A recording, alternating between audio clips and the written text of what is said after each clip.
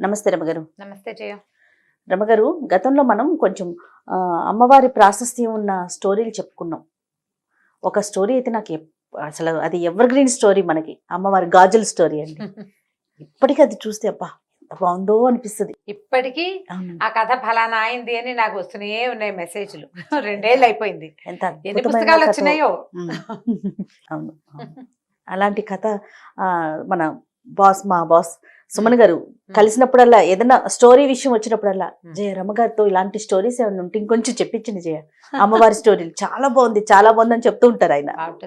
చాలా మంది ఇష్టపడతారండి ఆ కథ. అలాంటివి ఏదన్నా ఇంకా ఏమన్నా ఉంటే మీ దగ్గర, మీకు ఐడియాలో ఉంటే ఒకటి చెప్పండి. మరి అలాంటిది కాదు కానీ అమ్మవారికి సంబంధించిందే ఒక కథ చెప్తాం. మొన్న ఒకటి చెప్పుకున్నాం మనం, చెట్టులో అమ్మవారు ఉండటం. అవును, ఇది ఒకటి చెప్దాం. ఒక పల్లెటూరులో సుబ్బయ్య అని ఒక ఉప్పు వ్యాపారస్తుడు ఉండేవాడు. ఉప్పు అమ్మేవాడు అనమాట. ఉప్పు వ్యాపారం అంత పెద్ద ఖాస్ వ్యాపారం కాదు. పాత రోజుల్లో ఎంత ఉప్పు 10 పైసలు, కానీ అర్ధనా కూడా ఉండేది. అయితే ఇంక పెద్ద వ్యాపారం ఏమీ లేదు. పొద్దున్నే పోయి అమ్ముకుని వచ్చి రాత్రికి ఆ మిగిలింది వచ్చింది దాంతో రోజు గడిచేది. కష్టంగానే గడిచేది. 3-4 పిల్లలు, అమ్మ నాన్న, 1-2 అన్నదమ్ములు, అలా ఉండేది కుటుంబం. అయితే ఈయన ఏం చేసేవాడంటే వీళ్ళ ఊరు దాటి పక్క ఊళ్ళు వెళ్ళాలి వ్యాపారానికి. ఈ ఊరు దాటి వెళ్తుంటే ఊరు బయట ఒక చిన్న అడవి, చిట్టడవి లాగా ఉండేది. ఆ అడవిలో ఒక చిన్న అమ్మవారి గుడి ఉండేది. అది పెద్ద గుడి, ఖాస్గా కూడా కాదు. మన గ్రామ దేవతల గుళ్ళు ఉంటాయి కదా, కొద్దిగా పొట్టిగా ఉన్న గుడి. వంగి దండం పెట్టాలన్నమాట. కూర్చుంటే అక్కడ కూర్చోవచ్చు కూడా, కాస్త కొద్దిపాటి నీడ కూడా ఉంటుంది. రోజు ఆవిడకి దండం పెట్టేవాడు, వ్యాపారం బాగా జరిపించమ్మా అని. ఎప్పుడైనా వాన బంగుడు వస్తే ఆ గూడు దగ్గరే వంగి కాసేపు కూర్చునేవాడు. కూర్చున్నప్పుడు అనుకునేవాడు, నేను బతికి బాగుంటే, బాగా సంపాదిస్తే గుడి కడతానమ్మా నీకు అని చెప్పుకునేవాడు. వెళ్తూ దండం పెట్టేవాడు, వస్తూ దండం పెట్టుకునేవాడు. అయితే ఏమైంది, అట్లా రోజులు గడుస్తూ ఉన్నాయి. ఏదో బొటాబొటిగా వచ్చేది. ఆ బొటాబొటి దాంతో ఏదో తిని, అంటే పోకుండా బతికుండా ఉండే అంత సంపాదన మాత్రమే అనమాట. ఓ దాచుకునేది, పెద్ద కొనుక్కునేది ఏం లేదు. 4 వేలు నోట్లో అన్నానికి మాత్రం సరిపోయేది.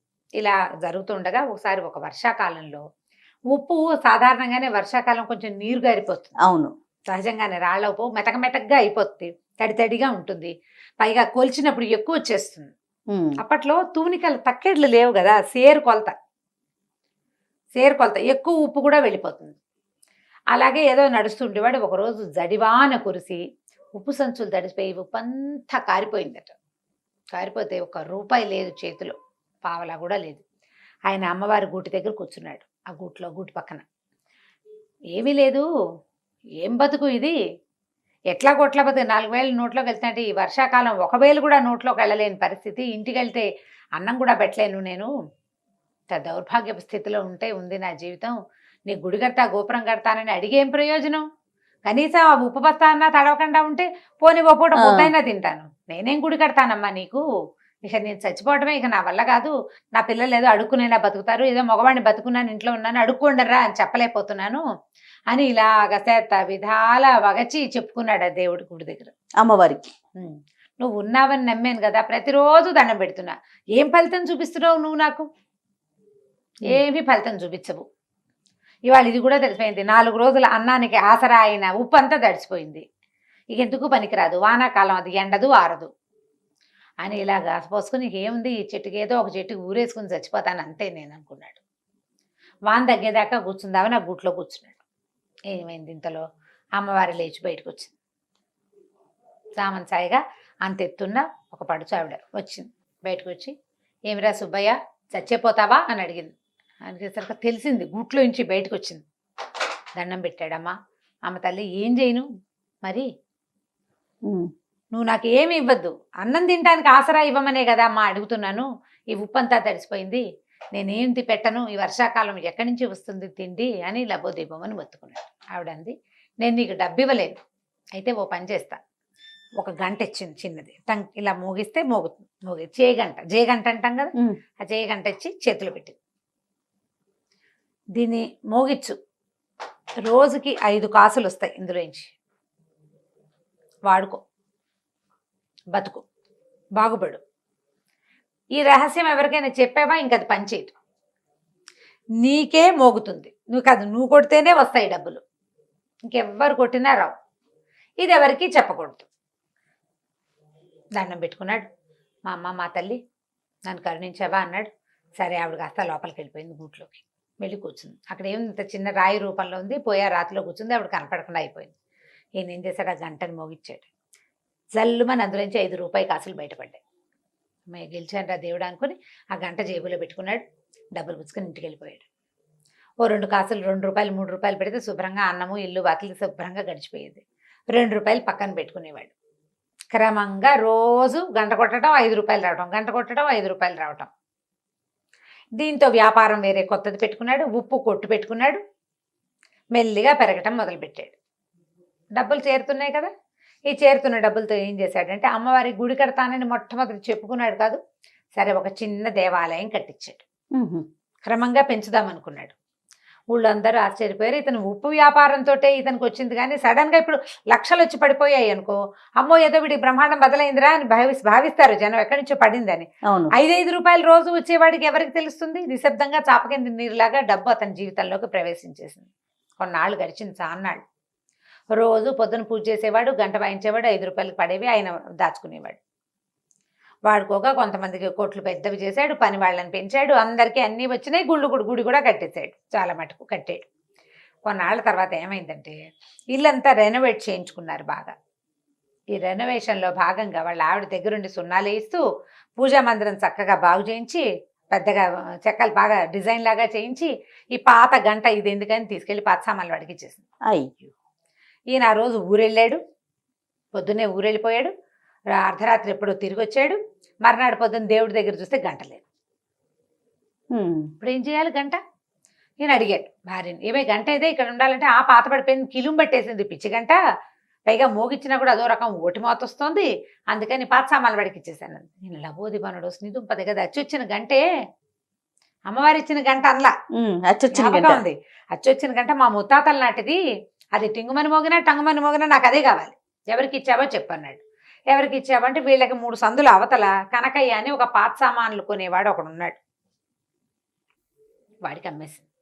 వాడికి ఇంట్లో అవి ఇవి సామాన్లు పాత అమ్మేస్తూ ఈ గంట కూడా ఇత్తడి వస్తువులాగా, ఇత్తడి కంచు గంటలు కదా ఆ రోజుల్లో ఉండేవి, ఇప్పుడు కూడా కంచు గంట అయితేనే మోగుతుంది.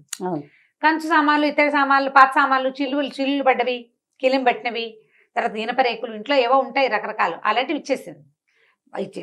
ఇది కూడా అతనికే ఇచ్చింది. పరిగెత్తుకుంటూ ఆ కనకయ్య వాళ్ళ ఇంటికి వెళ్ళాడు. కనకయ్య మా ఆవిడ ఇచ్చిన సామాన్లలో ఒక గంట ఉంది కదా, ఆ గంట ఇచ్చే నాకు అన్నాడు. వీడికి ఆ కనకయ్యకి ఏం డౌట్ వచ్చింది, ఈయన పెద్ద మోతుబరి, గత 10 ఏళ్ళుగా బాగా సంపాదించాడు, అమ్మవారి గుడి కట్టాడు, ఆయనకి సంపాదన ఉంది, బళ్ళు గిళ్ళు ఉన్నాయి, పిల్లలు శుభ్రంగా చదువుకుంటున్నారు, పాత వస్తువు కోసం ఎందుకు వచ్చాడు, ఏదో ఉందన్నమాట. అందుకని ఏమనుకున్నాడు, అది ఎదురుకుండానే ఉంది, ఎక్కడో పడేశాను అన్నాడు.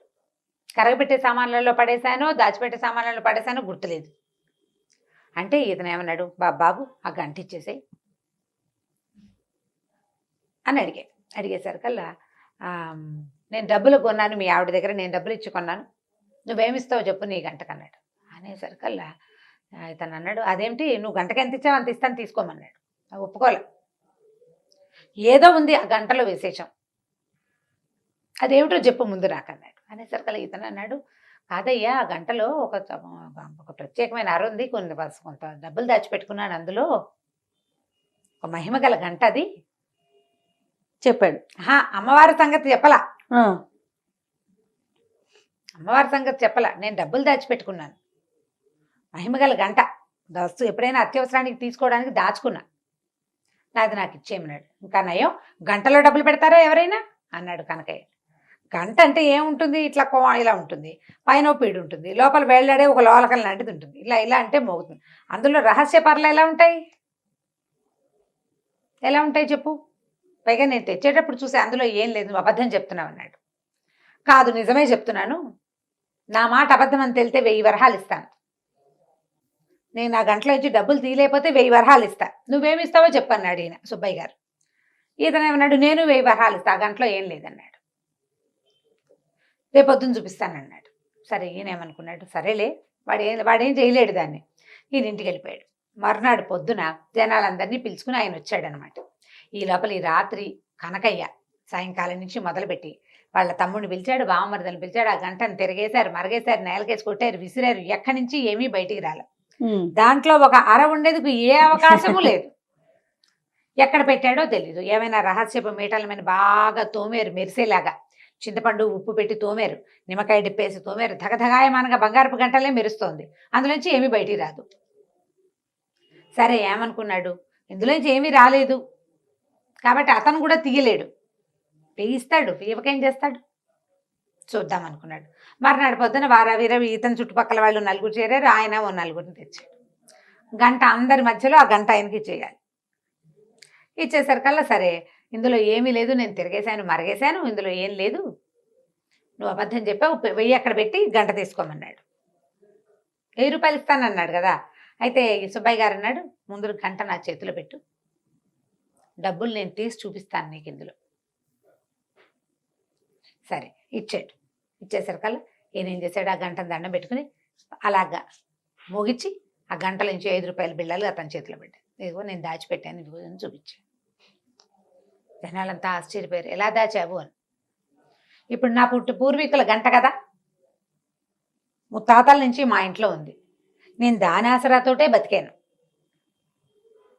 నేను మీకు చూపించేస్తానా, నాది ఇది, మా ఇంట్లో నుంచి ఇతను తెచ్చాడు, ఎందుకు చూపిస్తాను నేను మీకు, ఎలా దాచాను చూపించక్కర్లేదు. ఇప్పుడు కనకయ్య ఇది ఆశపడ్డందుకు ఏమిటి ఇచ్చేస్తే గంట అని అడిగితే ఏముంది, పావలా ఇచ్చుంటాడు ఆ గంటకి, ఆ పావలాను ₹1 పావలాకి ₹1 లేదా రూపాయి ఇవ్వు అంటే సరిపోయేది. పందెం కట్టేందుకు 1000 రూపాయలు ఇవ్వాల్సి వచ్చింది. అయితే ఈయనేమన్నాడు సుబ్బయ్య గారు, అంత వద్దులేవయ్యా, నా గంట నాకు ఇచ్చావు, సగం ఇవ్వు చాలు, ఆ సగం కూడా నాకు ఇవ్వద్దు, ఊళ్ళో అమ్మవారి గుడి ఉంది కదా ఊరి చివర, గుడి బాగు చేయించడానికి డబ్బులు ఇవ్వు, గుడిని పెద్దది చేయడానికి. కానీ ఈ కనకయ్య దగ్గర నుంచి 500 రూపాయలు ఇప్పించాడు ఆ గుడికి. గుడిని ఇంకా కాస్త బాగు చేశారు. మరి 500 రూపాయలు అంటే ఆ రోజుల్లో ఎక్కువ కదా. నేను అమ్మ తమ తల్లి నా మొత్తాన్ని నా చేతిలోకి వచ్చేసావు నువ్వు అని ఆ గంటకి దండం పెట్టుకుని తీసుకెళ్లి తన ఇంట్లో పెట్టుకున్నాడు. కనుక ఈ సుబ్బయ్య గారు ఉన్ననాళ్లే ఆ గంట పనిచేస్తుంది. ఆ తర్వాత ఎవరి చేతికి దొరికినా మోత వస్తుంది కానీ అందులోంచి డబ్బులు రావు. కేవలం సుబ్బయ్యకే ఇచ్చింది అనమాట అమ్మవారు అవకాశం. ఎందుకు ఇచ్చింది, అతను భక్తి వల్ల. రోజు దండం పెట్టుకుని, ఉప్పు వ్యాపారస్తుడు, ఉప్పు ఎంత అమ్ముకుంటాడు, రోజుకి రూపాయి ఆదాయం లేనివాడు, నా బతుకు బాగుంటే నీకు గుడి కడతానని భగవంతుని పట్ల ఆ రకమైన ప్రేమను అతను ప్రదర్శించినందుకు అతనికి ఆ గంట ఇచ్చిందనమాట. గంట పుచ్చుకుని ఇంటికి వచ్చేసాడు. ఆ తర్వాత ఈయన దారిని హాయిగా ఉన్నాడు, ఆయన దారిని ఆయన హాయిగా ఉన్నాడు. కథ కంచికి మనం ఇంటికి. చాలా బాగుంది, చిన్న కథ కానీ మంచి కథ, మంచి మహిమ ఉన్న కథ కదండి అమ్మవారి కథ. రైట్ రమ్మగారు, నమస్తే. నమస్తే జయ. రమ్మగారు ఈరోజు ఏం స్టోరీ చెప్పబోతున్నారు? భక్తి, భక్తిని గురించిన ఒక కథ చెప్తాం. ఓకే, అంటే భక్తిని పెంపొందించటమా? పెంపొందించడం కాదు, అసలు భక్తి, నమ్మకం, అపనమ్మకం, భగవంతుడిని తెలుసుకోవడం, తెలుసుకోకపోవడం, జ్ఞానికి అజ్ఞానికి ఉండే వ్యత్యాసం ఏమిటి? ఇంట్రెస్టింగ్ అండి. విషయం ఇంట్రెస్టింగే, కథ కూడా చాలా ఇంట్రెస్టింగ్ గా ఉంటుంది. చెప్పండి. ఇప్పుడు చాలా కాలం క్రితం పల్లెలు వాట్లలో పెద్దగా దేవాలయాలు అవి లేని ఊళ్ళు ఉండేవి వరకు. ఇప్పుడు ప్రతి పల్లెకి బోల్డని దేవాలయాలు, చిన్న చిన్న ఊళ్ళల్లో కూడా పెద్ద పెద్ద కట్టడాలు అవన్నీ ఉన్నాయి. కాదు రమ్మగారు, ప్రతి గ్రామానికి ఒక రామాలయం అంటారు కదండి. రామాలయం అంటే ఒట్టిగా మండపం, ఒక మందిరం లాంటిది. రాముల వారి విగ్రహాలు, ధూపదీప నైవేద్యాదులు అవి ఏముండవు. ఇప్పుడు మా ఊరుందా, మా ఊళ్ళో ఒట్టి రామభజన మందిరమే అది. రామాలయం అంటే సీతారాముల లక్ష్మణుల విగ్రహాలు, ఇవి షోడశోపచారాలు చేయటాలు అవి చాలా తక్కువే చేయ. భజనలు ఉండేవి, రామభజన చేస్తారు. మాకు 2 రామభజన మందిరాలు ఉండేవి. ఇప్పుడు కూడా అవే రామభజన మందిరాలు ఉన్నాయి. అక్కడ విగ్రహాలు ఏముండవు, ఏమి లేదు, 2 పటాలే, అక్కడో పటం ఇక్కడో పటం. ఇక్కడ కొన్ని జాతుల వాళ్ళు ఇక్కడ, కొన్ని జాతుల వాళ్ళు అక్కడ చేసుకోవడం.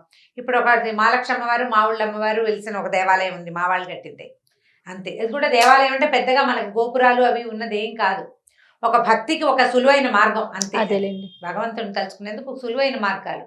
ఇప్పుడు పల్లెటూళ్ళల్లో, కొండ కోనల్లో ఎక్కడుండేవి దేవాలయాలు? ఉండేవి కాదు. అయితే ఏమైంది, పూర్వం చాలా కాలం క్రితం ఒక పల్లెటూరికి ఆనుకుని ఒక కోయ జాతులు కొండవాళ్ళు ఉండే ఒక పెద్ద అడవి ఉండేది. పల్లెటూళ్ళలో ఏదో సామాన్య పాఠక జనం ఉండేవాళ్ళు, 4-5 బ్రాహ్మణ కుటుంబాలు కూడా ఉండేవి. ఏదో ఎలాగోలాగా అప్పుడు ఏంటంటే కొద్దిగా చారెడు భూమి ఉంటే ఏదో దున్నుకుని వచ్చిన వడ్లతోటి అన్ని మారకపు రోజులు, వస్తు మార్పిడి రోజులు. అలాగే ఏదో బతికేవాళ్ళు. పెద్దగా డబ్బులు గిబ్బులు అన్ని చోట్ల డబ్బు ఉండటము, ధనంగా ధనికులు భూస్వాములు ఉండే రోజులు కావు అసలు అవి. ఒకవేళ ఉన్నా ఎక్కడో పెద్ద ఊళ్ళల్లో ఉండేవాళ్ళు. ఈ పల్లెల్లో వాటిలలో ఏదో ఉంటే పొలాలే తప్పిస్తే డబ్బున్న వ్యవహారం ఏమీ కనపడేది కాదు. అయితే ఈ పల్లెటూరును అనుకున్న మొన్న అడవి ఉంది కదా, అందులో కొన్ని కోయా కొండ జాతుల వాళ్ళు ఉండేవాళ్ళు.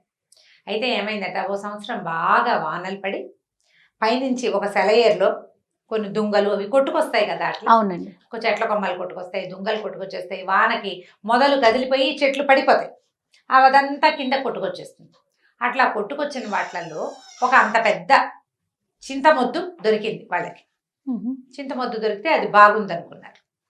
ఇప్పుడు మిగిలిన చెట్లు అన్ని ముక్కలు చేసి పెట్టుకున్నారు. ఈ చింతమొద్దుని మామూలుగా ఏం చేస్తారంటే చింత కానీ వేప కానీ మామిడి కానీ నీటిలో బాగా నాననిస్తారు. దాన్ని ఏదో అంటారు, పేరు గుర్తు రావట్లేదు. దీన్ని ఏంటంటే దాని లైఫ్ పెరుగుతుందన్నమాట, నీటిలో నానిన కొద్దికి గట్టిదనం వస్తుంది చెక్కకి. తర్వాత దాన్ని ఆరబెట్టి దాంతో ఫర్నిచర్ చేసుకుంటారు, సీజనింగ్ అంటారు. సీజన్డ్ వుడ్ దాని పేరే అది. ఆ సీజనింగ్ ఏంటంటే నీళ్ళలో పడేసేయటం అనమాట. నిద్రగన్నేరు చెట్లు కూడా కొట్టేసి పెద్ద పెద్ద దుంగల్ని చెరువుల్లో పడేస్తారు. పడేసి కొంతకాలం బాగా అది నానిన తర్వాత దాని లైఫ్ పెరుగుతుంది. ఆ చెక్క లోపల ఇంక్లూషన్స్ ఉంటాయా, వరుసల్లో వస్తాయి లోపల, ఆ తెరలు అవన్నీ ఫిక్స్ అవుతాయి అన్నమాట. దానికి బిగు వస్తుంది ఆ చెక్కకి. అట్లా ఈ నీళ్ళల్లో నాననిచ్చారు. ఆ చింతమొద్దుని ఒకరోజు పగలేద్దామని దాన్ని తీసుకొచ్చి బయట పెట్టుకున్నారు. బాగా ఆ మాత్రం ఎత్తుగా ఉన్నది, బాగా మంచిది. ఇట్లా కావలించుకుంటే ఒక పెద్ద 2 బలాఢ్యులు అట్నుంచి ఇట్నుంచి పట్టుకున్నా వాళ్ళ చేతులు కలవనంత పెద్ద దుంగ అది. 2 బలమైన వాళ్ళు 2 చేతులు అట్నుంచి ఇట్నుంచి కావలించుకుంటే బాగా ఆ మాత్రం కైవారం ఉంటుందా, అంతకంటే ఎక్కువ, అంత పెద్దది, అంత పెద్ద దుంగ. అంత పెద్దదంటే చాలా మంచి వస్తువులు అవి బాగా తయారవుతాయి అని భావించారు. అయితే ఏం చేశారు, నీళ్ళ నుంచి బయటపడేసారు. కొద్దిగా ఆరాక దాన్ని పగలేయటానికి కొట్టేసరికల్లా ఏమైందంటే దానికి బార్క్ లాగా ఉంటుంది కదా, అది ఏమంటారు మన బెరడు, అది ఊడిపోయింది. అది ఊడిపోయి దుంగ కొంచెం పక్కకి వాలితే కింద అది పగలగొట్టడానికి దుంప తెగింది. ఒక కుర్రాళ్ళు కొంతమందికి నేల మీద పడుకున్నారు. ఒక కుర్రాడు నేల మీద పడుకుని ఇట్లా అలా చూసేసరికి ఆ దుంగకి ఇవి చెక్కల్లో ఒక రకమైన తెరలుగా ఒక డిజైన్ లాగా ఉంటుంది కదా, ఆ డిజైన్ ఎలా కనపడిందంటే దాని మీద ఉన్నది ఆ దుంగకి 2 కళ్ళు ఉన్నట్టు కనపడింది వాడికి. ఓ ఇది చూస్తోందిరా అన్నాడు. చూడటం ఏమిటి, దాన్ని నిలబెట్టారు. చూస్తే ఇట్లా నిలువుగా ఉన్న దుంగకి ఇట్లా 2 కళ్ళల్లే కనపడ్డాయి. అప్పుడు వాళ్ళు ఏమనుకున్నారు, ఎంత కొట్టినా కసుగందల చెక్క ఎక్కడ, బెరడు మాత్రం ఊడిందంతే. చూస్తుంటే వాళ్ళకి సంతోషం వచ్చేసింది. ఈ దుంగని ఇది జేజి అని భావించి ఏం చేశారు, ఆ చెరువు పక్కనే ఎక్కడ సెలయేరు ఎక్కడ కిందకు వచ్చిందో దానికి కొంచెం పక్కగా ఆ తడి ఇవక లేకుండా చూసుకుని ఓ చోట నిలబెట్టి బొట్టు పసుపు రాసి బొట్టు పెట్టుకున్నారు. అక్కడి నుంచి ఆ దుంగని జేజిగా భావించి రోజు దండం పెట్టుకోవటం మొదలుపెట్టారు. పసుపు రాసేవాళ్ళు, బొట్టెట్టేవాళ్ళు. ఏదో శుక్రవారాలు శనివారాలు ఏమీ తెలియదుగా వాళ్ళకి, అమాసలు పున్నాలు తెలుసు, కార్తెలు తెలుసు. ఆ ప్రకారంగా అప్పుడు ఆ కార్తెలు అమ్మవారికి చేయవలసిన కొలుపులు ఈ దుంగ జేజికే చేసుకునేవాళ్ళు వాళ్ళు. అయితే ఒకనాడు ఈ పక్కన పల్లెటూళ్ళలో బ్రాహ్మణ కుటుంబాలు ఉన్నాయి కదా, ఈ పల్లె నుంచి ఒక ఆయన అటు దారేపోతూ చూసి ఇట్లా నిలబడి ఉన్న అమ్మవారిలో ఒక శక్తి ఆయన ఆకర్షించింది. ఆ నేత్రాలు కూడా చూస్తున్నట్టుగా కనపడ్డాయి. వీళ్ళు పైగా చక్కగా పసుపు రాసి బొట్టు అది పెట్టేసరికి పైన బొట్టు కింద నేత్రాలతోటి చాలా ఆకర్షణీయంగా కనపడింది. ఆయన ఏమనుకున్నాడంటే ఏదో శక్తి వెలిసింది ఇక్కడని రోజు దీపం పెట్టేవాడు. ఏం పెద్ద విశేషం ఏం లేదు, వచ్చి దీపారాధన చేసేవాడు. ఏదో పండో ఫలమో పంచదారో పట్టుకొచ్చి పెట్టేవాడు. ఈ పల్లె వాళ్ళు ఉన్నారుగా కొండవాళ్ళు, వాళ్ళు కూడా ఏదో పెట్టేవాళ్ళు తెచ్చి. అక్కడి నుంచి కొలుపులు అంటే వాళ్ళు ఏవో బలేసేవాళ్ళు, ఆ బలులు వేస్తుండేవారు. ఏం చేశారు, క్రమంగా 4 నిట్టాళ్ళు పాతి చుట్టూతా ఒక దడిలాగా కట్టారు. వానకి అది తడిసిపోకుండా, ఎండ క్రమంగా దుంగ కదా పాడవుతుందని భావించి ఓ చిన్న తాటాకు పందిరి, దాని కింద ఈ జేజి. సంవత్సరాలు గడిచినాయి. ఈ కొండవాళ్ళు కోయవాళ్ళు అంటే అయ్యోరు రోజు పూజ చేస్తాడు కదా, అందుకని ఏం చేసేవాళ్ళు, ఈ అడవిలో పండిన వెదురు బియ్యము, పప్పు, ఉప్పు, బెల్లం వాళ్ళు మారకల్లో తెచ్చుకునేవాళ్ళు. అయ్యవారికి కూడా ఏదైనా ఇవ్వాలని భావించేవాళ్ళు. భావించి ఈయన కొద్దిగా సమర్పించేవాళ్ళు. డబ్బులు ఏం లేవు, కానీ భోజనానికి మాత్రం ఏర్పాటు జరిగిపోయేది బ్రాహ్మణి. ఆయన రోజు వాన వంగుడు చలికాలం ఏదైనా సరే రావడం, ఖచ్చితంగా ఉదయకాలం దీపారాధన చేయటం నియమం. దీపం పెట్టేవాడు ఖచ్చితంగా. ఆ దీపం పెట్టడానికి ఏర్పాటు, అది ఆరిపోకుండా చుట్టూతా దడి ఇన్ని ఉన్నాయి కదా, ఇలా గడుస్తూ ఉండేది. చాలా కాలం ఇలాగే గడిచిపోయింది. ఆ దారిపోతూ ఓ దండం పెట్టుకోవటం. పల్లె వాళ్ళంతా రోజు ఏం చేసేవాళ్ళు, వెళ్ళేటప్పుడు దండం పెట్టుకునేవాళ్ళు, వచ్చేటప్పుడు ఇంత దొరికింది, నీ పొద్దు నేను చూసి దండం పెట్టుకున్నావు, ఇది దొరికింది. పొద్దు నేను చూసినా ఏమీ దొరకలేదు. ఆ 2 ఒకటేమో సంతోషంగా చెప్పేవాళ్ళు, రెండోది కంప్లైనింగ్గా చెప్పేవాళ్ళు. మర్నాడు నిన్ను అడిగాను కదా ఇవాళ దొరికిందని సంతోషించేవాళ్ళు. ఏముంది భక్తి మూఢత్వం అంతే. అంతే.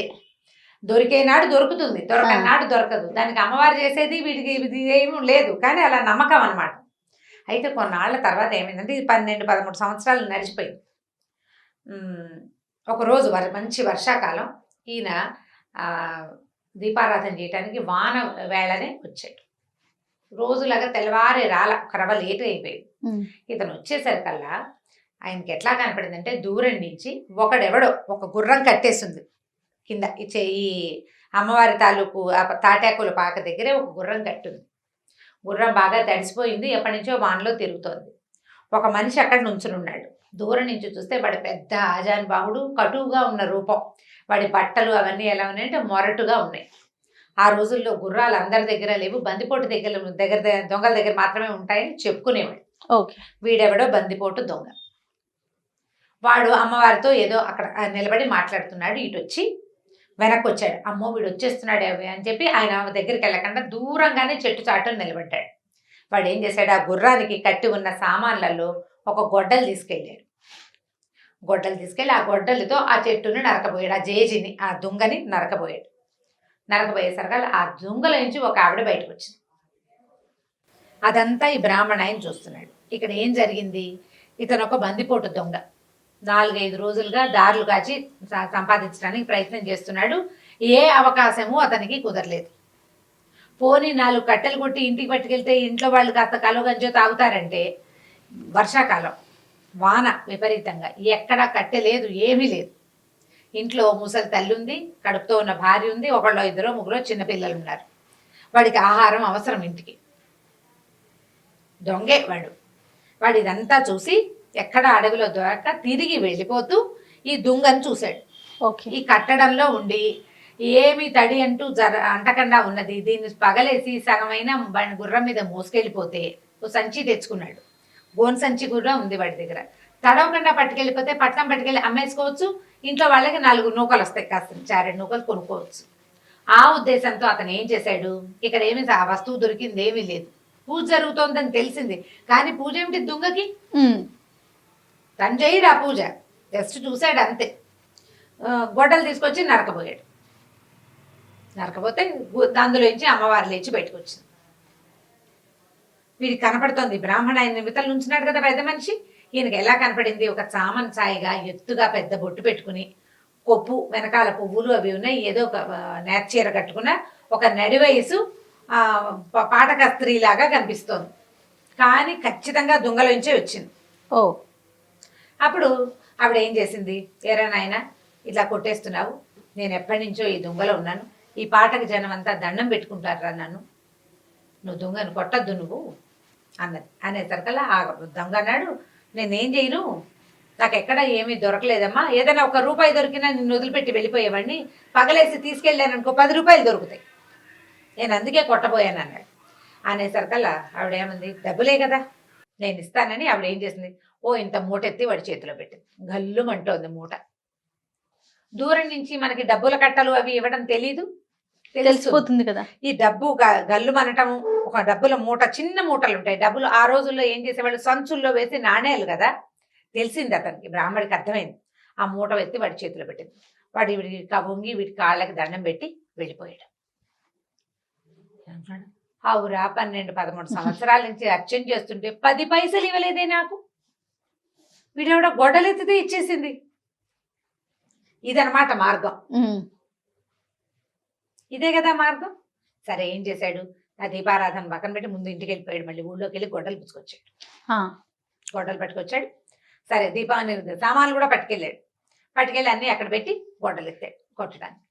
ఎత్తటం ఏమిటి, గంటలు గణ గణ గణ గణ మోగిపోయింది. 1 గంట ఉంది అక్కడ. 1 గంట ఎన్ని గంటలు గానో మోగింది. పెద్ద వెలుగు వచ్చింది ఒకేసారి. ఒక పిడుగు పడితే మెరుపు వస్తే ఎలా వస్తుంది, ఆ మెరుపు మనకు కంటి ముందే మెరిస్తే కళ్ళు చీకట్లు గమ్మిపోవు మనకి.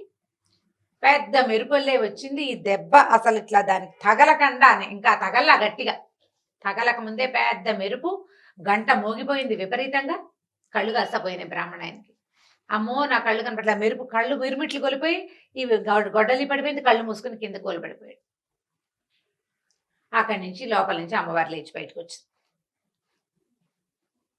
వచ్చేసరికల్లా ఏం బ్రాహ్మణైనా అదేమిటమ్మా నన్ను నన్ను గుడివాడిని చేసేసావు నువ్వు, ఇందాకటి వాడు కొట్టినప్పుడు వాడికి కొడుతుంటే వాడికి డబ్బిచ్చేవే, ఆ, ఇన్నేళ్ల నుంచి నిన్ను సేవిస్తున్నాను, నాకు ₹1 ఇవ్వల, పైగా కొడితే డబ్బిస్తావని నిన్ను కొట్టబోయాను నేను, వాడికి డబ్బిచ్చి నా కళ్ళు పోగొడతావా నువ్వు, నీకు భక్తుడిని కదా, 12-13 ఏళ్ళ నుంచి నిన్ను సేవిస్తున్నాను ఇన్ని సంవత్సరాలుగా అనేసరికల్లా ఆవిడేమందంటే, నిజం నువ్వు నా భక్తుడివి, వాడు నా భక్తుడు కాదు, వాడికి నేను ఉన్నట్టే తెలీదు, నన్ను అమ్మవారిగా భావించి కొట్టలే, వాడు దుంగగా భావించి కొట్టాడు, వాడు అజ్ఞాని, ఇందులో దేవుడు లేడని వాడు అనుకున్నాడు, నీకు తెలుసు నేను ఇందులో ఉన్నానని, నీకు తెలుసు కదా, తెలిసి నువ్వు నన్ను కొట్టబోయావు, భగవంతుడని తెలిసి శక్తి అని తెలిసి కొట్టబోయిన వాడికి కళ్ళు పోవాలా ప్రాణం పోవాలా,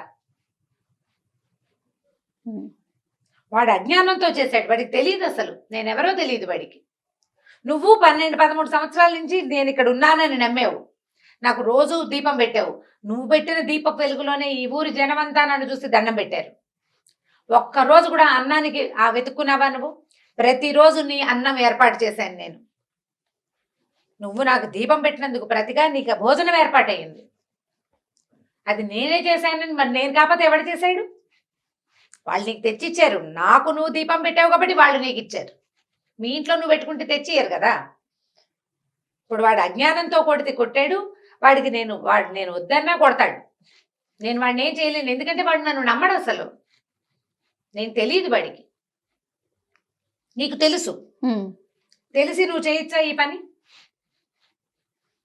తెలియని వాడు ఏ తప్పు చేసినా ఓకే, తెలిసిన వాడు చెయ్యొచ్చా, ఇది తప్పని నీకు తెలుసు, చెయ్యకూడదు కదా, అందుకే నీ కళ్ళు పోయినాయి, ఇప్పుడు చెప్పు, 100 నాణేలు వాడికి ఇచ్చాను, నీకు కావాలంటే ఇస్తా, మళ్ళీ 100 నాణేలు వాడికి ఇచ్చాను, నీకు కావాలంటే ఇస్తా, కళ్ళు కావాలా 100 నాణేలు కావాలా తేల్చుకో, నేను కావాలా నీకు 100 నాణేలు కావాలా, ఇప్పుడు సమాధానం ఏది, బ్రాహ్మణుడు నిర్ఘాంతపోయాడు, కాదు డబ్బుకు ఆశపడ్డాను నేను, ధనదేవత నన్ను అట్లా పిలిచింది,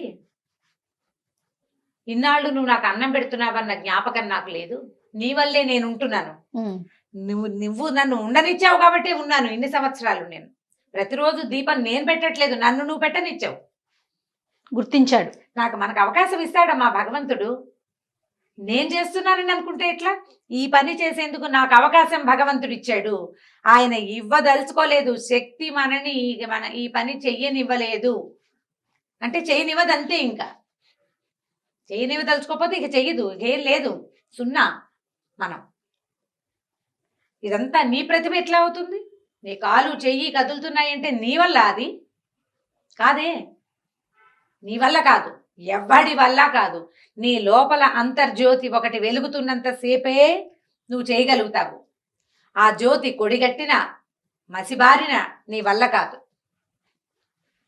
దాన్ని అలా వెలిగించి ఉంచేదే భగవత్ శక్తి, అది ఒప్పుకుంటేనే నీ కాళ్ళు చేతులు అన్ని సమస్తము వదులుతాయి, నువ్వు చేస్తావు క్రియ, ఏదో విజయం సాధిస్తావు, భగవంతుడు ఒప్పుకొని శక్తి ఒప్పుకోనప్పుడు ఇంకా నువ్వు చేసేదేం లేదు, అవును, దాంతో ఆవిడ కాళ్ళు పట్టుకున్నాడు, నన్ను రక్షించు, నాకు బుద్ధి వచ్చింది, నేను జ్ఞానిగా ఉన్న అజ్ఞానిని, భగవంతుడు ఉన్నాడని తెలిసినా తెలుసుకోలేని అజ్ఞానిని నేను, నన్ను నాకు కరుణించమంటే ఆవిడకి కళ్ళు వచ్చేసినాయి బ్రాహ్మడికి, కానీ ఆ అమ్మవారు అతనికి కనపడలా, బతిమలాడుకున్నాడు, కనిపించమని, నాకు ఒక్కసారి కనపడు, దూరం నుంచి చూశాను నిన్ను దగ్గర నుంచి చూసే అవకాశం నాకు ఇవ్వు, ససేమిరకు అనలేదు, జీవితంలో అతను ఆ శక్తిని చూడలేడు, ఇప్పుడు అసలు అమ్మవారు ఒక శక్తిని ఈ చెక్కలో ఉందని వాళ్ళు పూజిస్తున్నారని తెలియని అజ్ఞాని, ఒక దారులు కాచే దొంగవాడికి సాధారణంగా మనిషి రూపంలో ప్రత్యక్షమయ్యి వాడితో మాట్లాడి వాడిని నెమ్మదిపరిచి వాడికి కావాల్సిన డబ్బులు ఇచ్చి ఈ పని చేయబోక అని చెప్పి పంపించేసింది, ఇన్ని సంవత్సరాలుగా పూజ చేస్తున్న వాడికి ఎప్పటికీ వాడికి అవకాశం కనిపించదు, ఆ మనిషికి అవకాశం లేదా, బ్రాహ్మడికి ఆ అవకాశం ఇవ్వకుండానే అమ్మవారు లోపలికి వెళ్ళిపోయింది, ఆ తర్వాత ఎప్పుడూ ఎవ్వరికీ కనపడలేదట, కానీ పూజ మాత్రం జరుగుతూనే ఉండేది, పూజ జరిగేది, ఈ నిదర్శనం ప్రపంచానికి తెలిసింది, ఆ నిదర్శనానికి ప్రత్యక్ష సాక్షి అయిన బ్రాహ్మడికి మాత్రం అమ్మ తాలూకు సారూప దర్శనం, సహజంగా ఉన్న రూపంలో ఉన్న దర్శనం ఆమె ఎట్లా కనపడుతుంది అతను ఎప్పటికీ చూడలేకపోయాడు. తెలుసుకోలేకపోయాడు. మనం ఏదైనా తప్పు అని మన లోపల తెలిస్తే అది చేయకూడదు. శక్తి ఉంది, ఏది కనపడదే, అలా ఉంటుందా ఇలా ఉంటుందా, కనపడదే అని అడగకూడదు. దాని స్వరూపాన్ని నీకు ఒకసారి అర్థమైతే నీ లోపల తెలుసుకోవడానికి ప్రయత్నించాలి. మనసులో ఆ జ్ఞాన దృష్టితోటి తెలుసుకోవాలి. సాకారమైన రూపంలో చూడాల్సిందేనని, నువ్వు కనపట్టలేదు కాబట్టి లేదని ఇలాంటి మాటలు మాట్లాడకూడదు. నీకు నమ్మకం ఉంటే, నీకు తెలియకపోతే వేరే కదా. నమ్మకం లేదు అని ఎవడు చెప్పడు. ఒకవేళ చెప్పినా అది అబద్ధం చెప్తున్నట్టే. అది అబద్ధం చెప్తే ఇప్పుడు కొంతమంది చూడండి వితండవాదం చేస్తా ఉంటారు. ఏది ఎక్కడుంది, ఇక్కడుందా, అక్కడుందా, చూపించండి అని. ఇలాంటి వాళ్ళకి ఇలాంటి కథ నిజంగా చెంప పెట్టే కదా. మన శరీరంలో ప్రాణం ఎక్కడుందో ఒక చోట నువ్వు చూపించు. నువ్వు చేయలేదు, అది ఇందులో ఒక్క పదార్థం నువ్వు చేసింది కాదు. నీ శరీరంలో నువ్వు పైన గోళ్ళకి రంగేస్తావు. ఏది గోరు మొలిపించు, నీ వల్ల అవుతుందా? గోరింటాకు గోళ్ళని పెట్టుకుంటాం. ఈ చర్మం తెప్పించు ఎక్కడి నుంచి అయినా. చర్మం దానంతటది తెచ్చుకుంటుంది. రిపేరబుల్ పొజిషన్లో ఉంటే బాడీ దాన్ని రిపేర్ చేసుకుంటుంది. అది ఎవ్వరూ చేయలేరు. ఇవన్నీ దానంతటది చేయవలసిందే తప్ప నువ్వు చెయ్యని దానికి నువ్వు సాక్ష్యాలు అడిగితే ఎలా కుదురుతుంది? చాలా బాగుంది రమ్మగారు. కథ మాత్రం చాలా అద్భుతంగా ఉంది. అదే నేను చెప్పట్లా, వితండవాదం చేసే వాళ్ళకి నిజంగా చెంపపెట్టు లాంటి కథలు ఇలాంటివన్నీ కూడా. అవును, అద్భుతంగా ఉంది. పిల్లలకి చెప్తానికి బాగుంటుంది, పెద్దవాళ్ళు తెలుసుకో ఇంకా బాగుంటుంది. రమ్మగారు, అమ్మవారిని పూజించే భక్తులు విపరీతంగా ఉంటారు. ఎక్కువ మంది అమ్మవారినే కొలుస్తుంటారు రమ్మగారు. అది గ్రామ దేవతలు కావచ్చు, లేకపోతే అమ్మలు కావచ్చు. ఇలాంటి వారి స్టోరీస్ మనం గతంలో కొన్ని చెప్పుకున్నాం కదా, అలాంటిది ఏదన్నా ఉంటే ఒకటి చెప్పండి. చందమామ కథే చెప్తాం. నాకు కూడా భలే ఇష్టం రమ్మగారు అమ్మవారు అంటే. ఇంతకుముందు చెప్పిన 3-4 కథలు చాలా హిట్ అయినాయి. అవును. ఒక ఊళ్ళోనట గంగులని ఒక అతను ఉండేవాడు. ఈ గంగులు ఏంటంటే చిన్న గారడివాడు అనమాట. పిల్లి మొగ్గలేయటం. ఆ తర్వాత ఏమో ఈ బంతుల్ని ఇలా ఇలా ఎగిరిస్తారు. జంగ్లింగ్ ఏదో అంటారు దాన్ని, జగ్లింగ్. బాల్స్ ఎగరేయటం, బంతులు ఆడించడం. 6-7 బంతుల్ని ఇలా 2 చేతులతోటి ఆడించడం జగ్లింగే. అలాగే గుర్తుంది దాని పేరు ఇంగ్లీష్లో. బంతులు ఆడడం అంటారు మన వైపు. తర్వాత మొగ్గలేయటం, పిల్లి మొగ్గలు రకరకాలవి. రింగులో ఇంచి కూడా మొగ్గ వేయటం, అలాంటివి చేసేవాడు. గారడి పనులు చేసేవాడు. చిన్న సర్కస్ లో లాగా. అంటే ఇప్పుడు సర్కస్ అంటే పెద్ద రకంది కదా. ఈ ఊళ్ళల్లో ఉండే గారడి వాళ్ళు ఏంటంటే రోడ్డు మీద ఏదో పిల్లి మొగ్గలు వేస్తే వారా వీరా ఓ 10 మంది చేరేవాళ్ళు. ఓ 5 పైసలు 10 పైసలు. ఆ రోజుల్లో పైసల రోజులే కదా, డబ్బులు వచ్చేవి. అయితే ఇతను ఎక్కడికైనా వెళ్తే తన పొట్టకి సరిపడా సంపాదించుకోగలిగేవాడు, అంతకంటే లేదు. అందరూ చూసేవాళ్ళు. ఎవరైనా కలిగిన వాడు ఇచ్చేవాడు. లేదా ఆ ఊర్లో ఇంచి పోతుంటే ఏ మున్సబ్ గారో ఎవరైనా ఏరా ఏమిట్రా ఖాళీగా ఉన్నామంటే 2 మొగ్గలేసి 4 బంతులు ఆడిచి, లేదా జాంపళ్ళు ఏమైనా కనిపిస్తే 4-5 పళ్ళని ఎగరేసి వాళ్ళకి కాస్త సరదా పుట్టిస్తే ఆ పూట అన్నం పెట్టేవాళ్ళు. ఏదో ఒడ్లు పోయిండ్రా వీడికి గంగులకి కాసిన మినువులు ఇవ్వండిరా అంటే ఆ 4 వస్తువులు తెచ్చుకునేవాడు. అట్లా 3-4 ఊళ్ళని ఆశ్రయించుకుని తిరుగుతుండేవాడట. ఈ గంగులు ఉన్న మా సొంత ఊర్లో ఒక అమ్మవారి దేవాలయం ఉండేది. అయితే ఏమైందట, ఈ వయసు రీత్యా అతను యంగ్గా ఉన్నప్పుడు ఆ ఊరు ఈ ఊరు 4-5 ఊళ్ళు తిరిగేవాడు. ఏదో 10 రూపాయలు తెచ్చుకునేవాడు. వివాహం కాల అవివాహితుడు అతను ఒక్కడే ఉండేవాడు. క్రమంగా పెద్దవాడు అయ్యే కొందికి మనుషులు నునుపు తగ్గిపోతుంది కదా. ఇతను మొగ్గలేసినా పెద్దగా చూసేవాళ్ళు కాదు జనం. ఈ జగ్లింగ్ చూసేవాళ్ళు. 5 పైసలు 10 పైసలు కిట్టేది, ఎక్కువ దొరికేది కాదు. ఊరికే అంటే దాచుకునేందుకు 10 రూపాయలు దొరికేది కాదు, కానీ అన్నం మాత్రమే దొరికేది. అయితే ఏమైందట, 12 ఏళ్లకో 16 ఏళ్లకో ఒక్కసారి ఆ ఊరి అమ్మవారికి జాతర చేస్తారు. అయితే అతను ఆ ఊళ్ళో ఈ ఊళ్ళు తిరుగుతుండగానే అమ్మవారికి జాతర అని కబుర్లు తెలిసినాయి. ఊళ్ళల్లో టముకేసేవాళ్ళు. ఈ ఊళ్ళో అమ్మవారి జాతర అనుకో, ఒక డప్పు పుచ్చుకుని ఒక అతను వచ్చేవాడు. అవును, ఈ ఊళ్ళో టముకేస్తారు అమ్మవారి జాతర, అందరు కొలుపులు జరిపించండి అహో అని టక కొట్టేవాడు. ఈ టముకేసిన వాడు మొత్తం 4-5 చుట్టుపక్కల ఊళ్ళలోనూ వేసాడట. ఈ గంగుల అమ్మవారి జాతర కదా అని అతను కూడా వచ్చేసాడు. నెల ముందు నుంచి మొదలైనట దేవాలయం దగ్గర పనులు. పందిళ్ళు వేసేవాళ్ళు, పాకలు వేసేవాళ్ళు. ఆ ఊళ్ళో ఉన్న అన్ని కులవృత్తుల వాళ్ళకి చేతి నిండా పని. అందరూ అమ్మవారిని సేవించుకునేవాళ్ళే. ఈ జాతరలో నిత్యం భోజనాలు పెట్టేవాళ్ళు. రోజువారీ అప్పట్లో భోజనాలంటే కుండలతోటి వండేవాళ్ళు. కట్టెలు కొట్టుకొచ్చేవాడు, పొయ్యి అలికేవాడు, వాకిళ్లలో నీళ్లు చల్లేవాళ్ళు, ముగ్గులు వేసేవాళ్ళు, కుండలు చేసేవాళ్ళు. ఫ్రెష్ కుండలు ఎప్పటికప్పుడు వంటకి. ఇక తాటాకులు, తాటికమ్మలు, అన్ని పనుల వాళ్ళకి పనులు. ఈ గంగులు అనుకున్నాడు, నాకు ఏ పని లేదు, నేనేం చేస్తాను అమ్మవారికి సేవ, నాకు ఏ కుల వృత్తి రాదు. ప్రతివాడికి ఏదో ఒక పని ఉంటుంది. ఇక విపరీతంగా జరిగిన ఉత్సవాలు, రోజు ఉత్సవంలో అన్నం పెట్టేవాళ్ళు, తినేవాడు, వెళ్ళి అమ్మవారిని దర్శనం చేసేవాడు, అందరూ చేస్తున్న పనులు ఏదైనా కుదిరితే చేతి సాయం చేసేవాడు. ఎవరైనా బస్తా ఎత్తున్నారనుకో ఇతను కూడా పోయి బస్తా ఎత్తేవాడు. ఎవరన్నా కుండలు దొంతుగా పెడతారనుకో 4-5 కుండలు చేత్తో పుచ్చుకుని తీసుకెళ్ళి పెట్టడం, అట్లా పనులు చేసేవాడు. కానీ తనే ఒక పెద్ద పనికి సహాయంగా చేయలేకపోయినందుకు ఎంతో దిగులు పడేవాడట. సరే, గడిచినాయి రోజులు. అమ్మవారు జాతర 10 రోజులట. నెల రోజుల నుంచి పనులు మొదలైనవి. పనులు అవగానే జాతర మొదలైంది. 10 రోజులు జాతర జరిగింది. ఈ 10 రోజులు పగలు ఉపవాసం ఉండి రాత్రి భోజనం చేసేవాడట ఈ గంగులు. ప్రతి పగలు ఉపవాసమే. దీంట్లో పెట్టిన పందిట్లో అన్నం తినేవాడు కాదు. సాయంకాల పందిట్లో అన్నం తినేవాడు. అక్కడక్కడే తిరుగుతూ ఉండేవాడు. సరే, ఏమైందట 10వ రోజు అందరూ మొత్తం ఊళ్ళో నుంచి వచ్చిన జనాలంతా, ఇప్పుడు మన ఊళ్ళో జాతర అంటే మనం చుట్టాలను పిలుచుకుంటాం కదా, ఈ వచ్చిన చుట్టాలు వీళ్ళంతా ఆ రాత్రి దీపాలు పెట్టే వేళకి భోజనాలు చేసి ఎవరి దారిని వాళ్ళు వెళ్ళిపోతున్నారు బయటికి. గుడి దాదాపుగా ఖాళీ అయిపోయింది.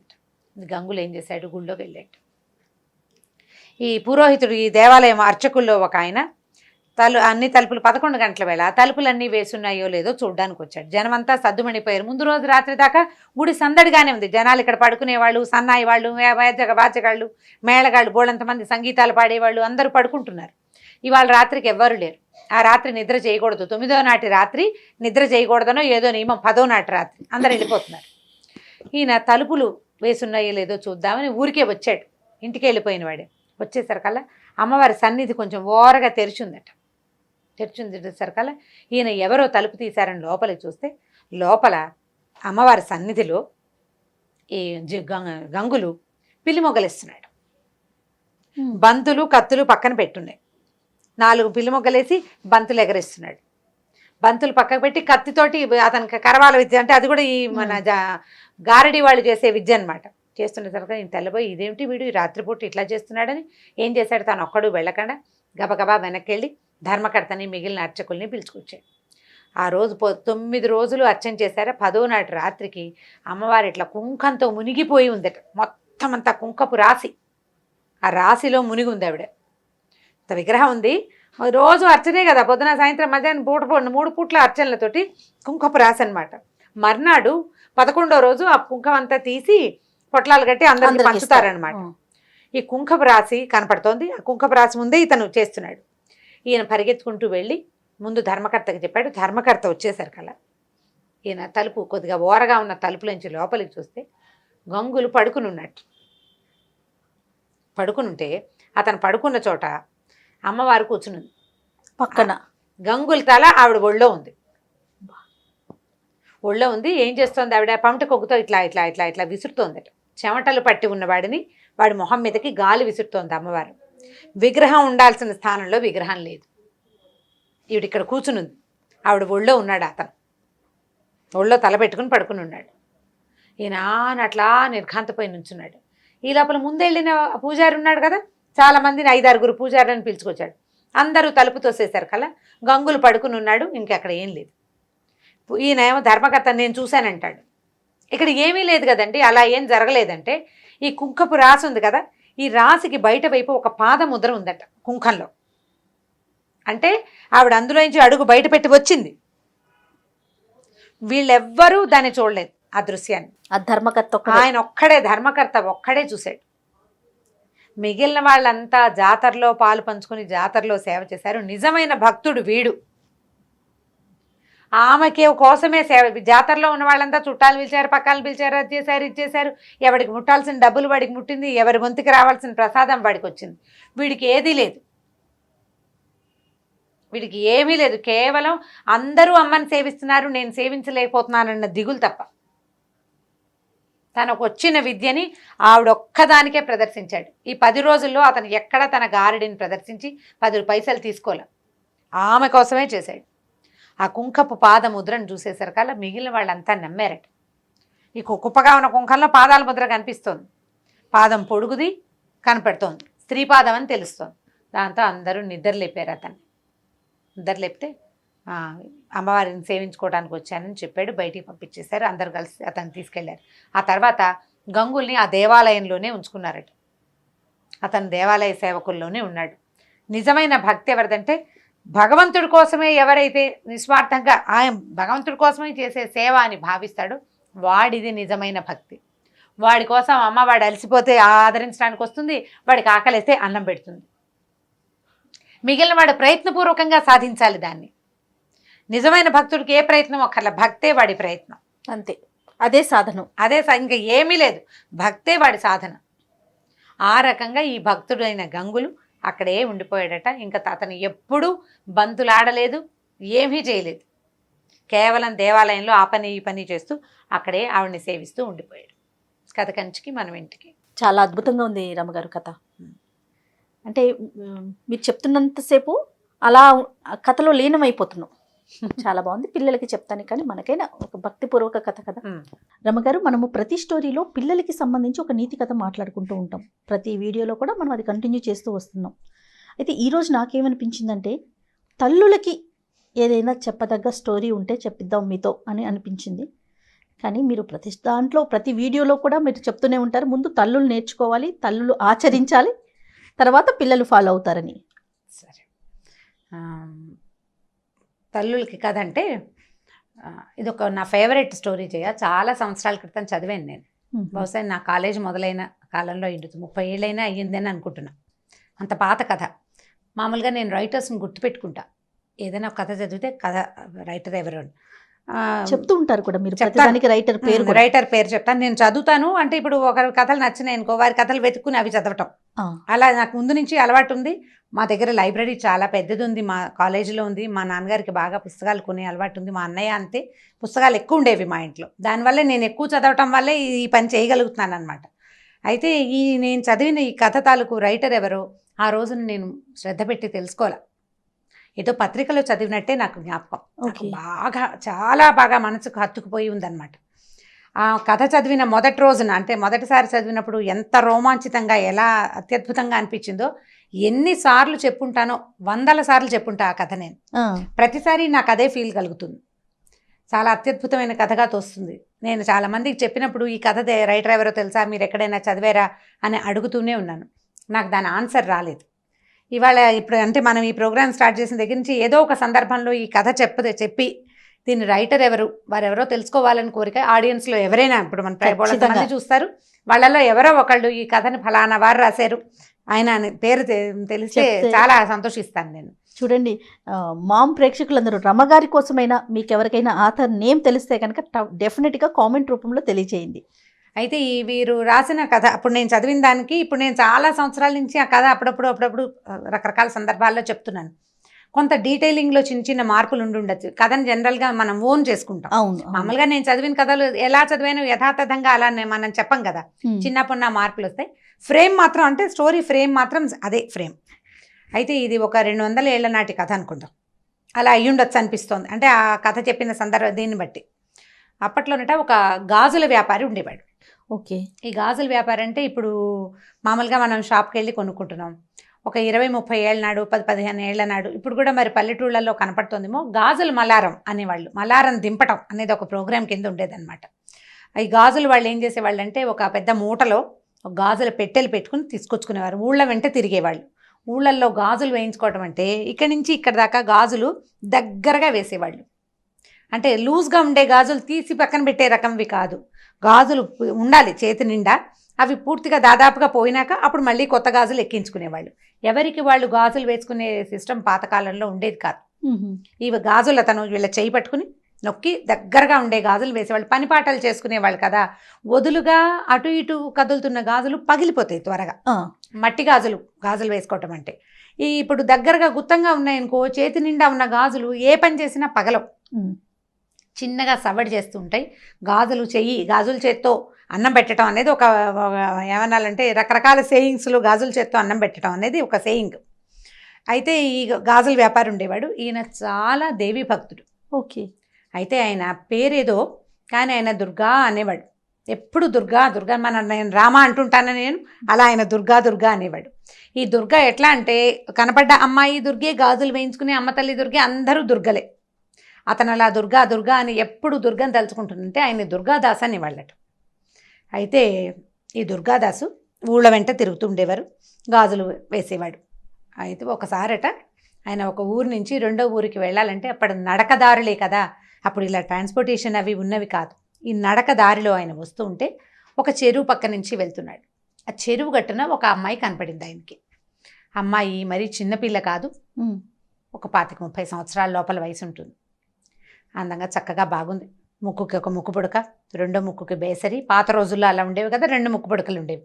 అక్కడి నుంచి సర్వాలంకారాలతోటి అమ్మాయి చక్కగా ముత్తైదు పెళ్ళైన అమ్మాయి కనపడి పిలిచి గాజులేస్తావా అని అడిగింది.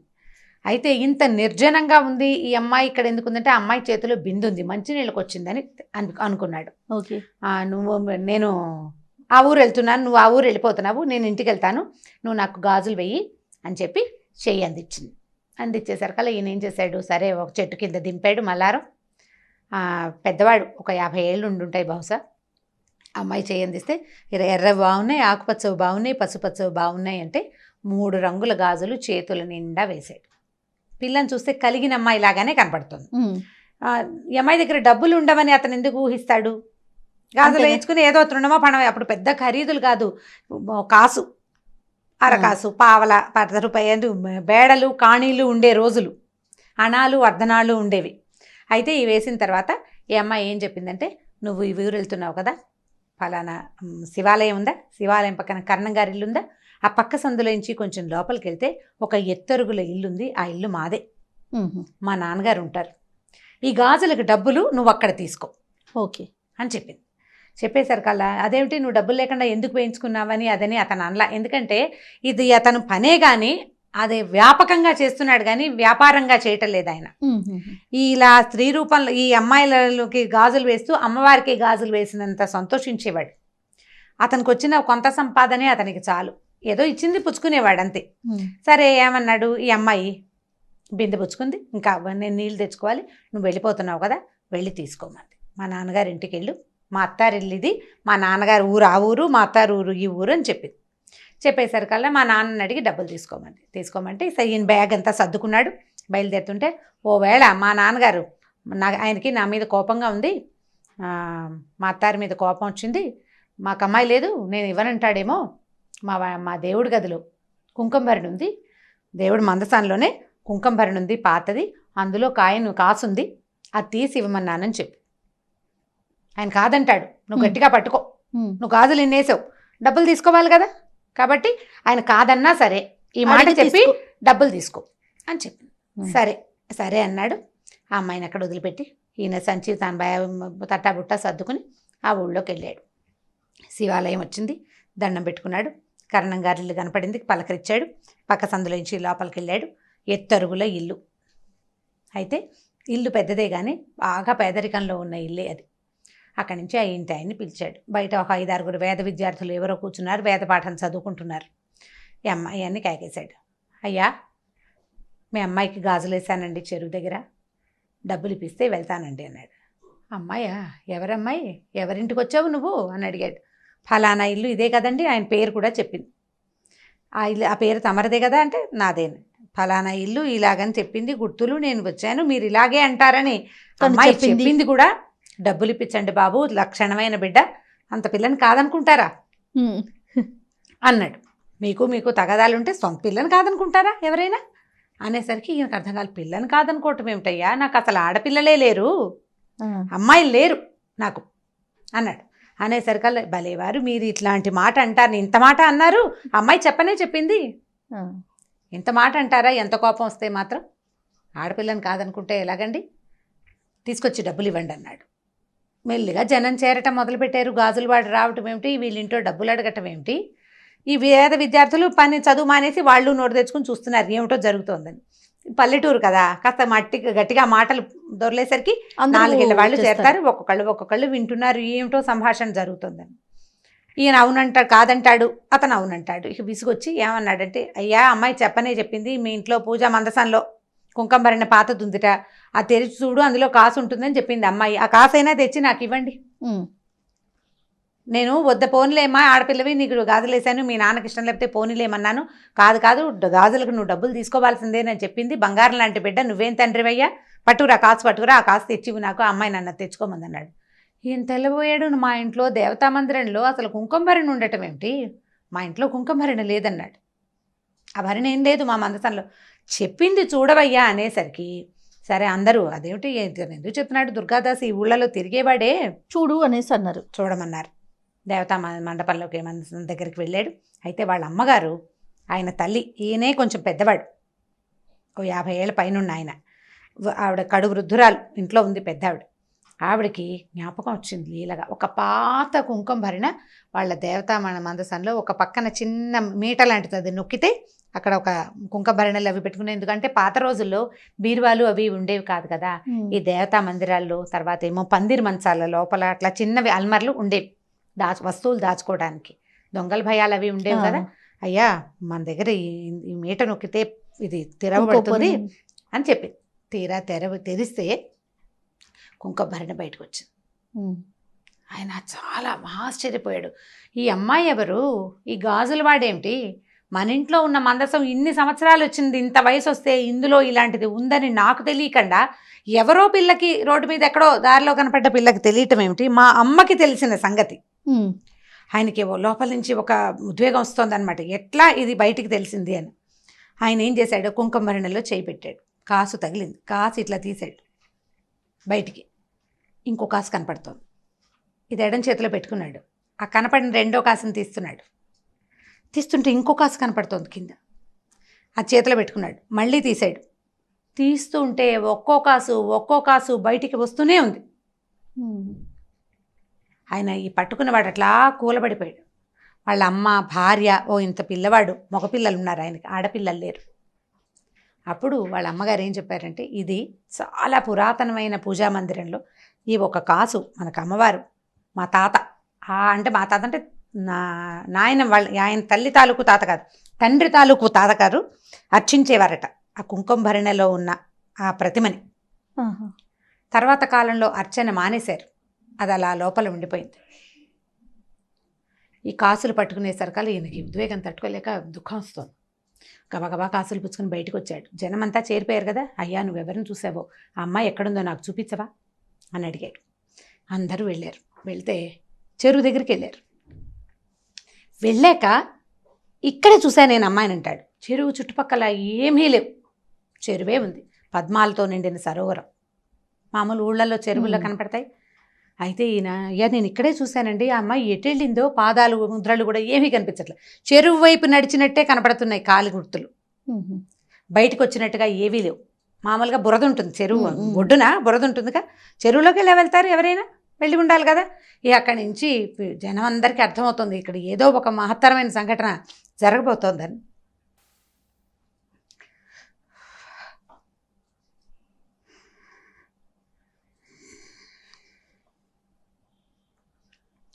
సరే దుర్గాదాసు పిలిచాడు.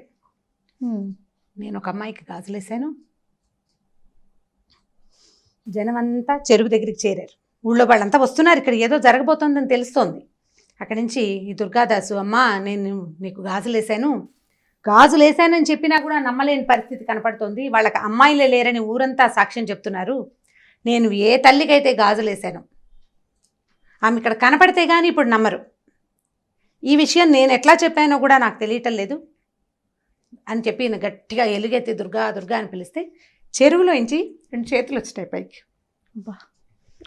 రెండు చేతులకి ఎరుపు, పసుపు, ఆకుపచ్చ గాజులు ఫుల్గా ఉన్నాయట చేతుల నిండా. ఈ పైకి వచ్చిన చేతుల్ని ఆ ఊరంతా చూసింది. వాళ్ళు ఏమనుకున్నారంటే ఒక శక్తి ఒక బ్రాహ్మడి ఇంట్లో 100 సంవత్సరాల పైగా నిక్షిప్తం అయిపోయి లోపల ఉండిపోయిన శక్తి నన్ను పూజించే సమయం వచ్చింది అని బయటికి రావడానికి ఆమె చేసిన ప్రయత్నం ఏంటంటే, ఒక గాజులు అతని పూర్వజన్మ పుణ్యం, అతను చేసుకున్న పుణ్యం గారు అంటే ఈ కథలో ఉన్న శక్తి అలాంటిదన్నమాట. అంటే భగవంతుడు తనని తను ప్రకటితం చేసుకోవాలంటే ఎలాగైనా చేయొచ్చు, శక్తి అది. ఇప్పుడు దేవుడు అంటే మగవాడే కాదు కదా, మగవాడికి మూలం తల్లి. ఆమె తనకి తాను బయటికి రావాలని గనక ప్రకృతి భావిస్తే ఈ రకంగా ఎవరికైనా ప్రత్యక్షం కావచ్చు. దానికి ఋషీశ్వరులు మునీశ్వరులు వాళ్ళే కావక్కర్లేదు, యజ్ఞయాగాదులు చేయని అవసరం లేదు. ఏమక్కర్లా. ఏ కుటుంబంలో అయితే ఆమె ఆనుచానంగా సంవత్సరాల తరబడి పూజలు అందుకుని తర్వాత కొంత గ్యాప్ తర్వాత మళ్ళీ వాళ్ళకి కనపడాలని అనుకుని దానికి ఈ గాజులతన్ని వ్యాజంగా చేసుకుంది. అతను ప్రత్యక్షంగా ఆమెను చూశాడు, పట్టుకుని గాజులు వేశాడు చేతికి. ఎందుకంటే ఆయన అందరి ప్రతి అమ్మాయిని ఆయన దుర్గగానే భావించేవాడు. అమ్మవారికే గాజులు వేస్తున్నంత భక్తి ప్రపత్తులతోటే గాజులు వేశాడు.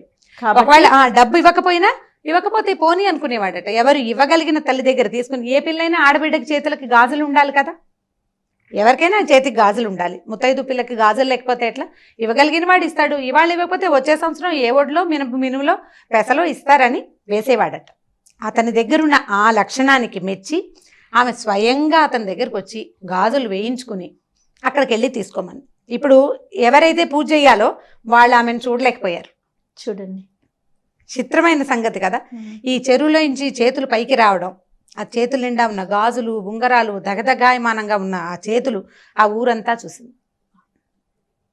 స్పృహ తప్పి పడిపోయాడట దుర్గాదాసు. ఆ తర్వాత ఈ కథ అట్లా నడిచింది. మళ్ళీ వాళ్ళ ఇంట్లో మళ్ళా లలితా పూజ అందుకుంది. వాళ్ళకి ఐశ్వర్యం వచ్చింది. వాళ్ళు చాలా పేదవారు అయిపోయారు ఆ కుటుంబం వాళ్ళు. ఆ తర్వాత మళ్ళీ అక్కడ బాగా వాళ్ళకి అన్ని రకాల సంపదలు వృద్ధి పొందినాయి.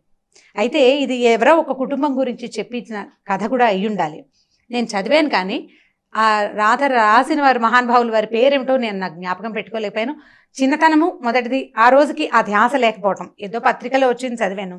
మళ్ళీ తలుచుకుంటూ ఉంటే నాకు అది చాలా ఉద్వేగభరితంగా అనిపించింది. ఇది నా జీవితంలో చదివిన అత్యద్భుతమైన అతి తక్కువ కొన్ని కథల్లో ఇదొక కథ.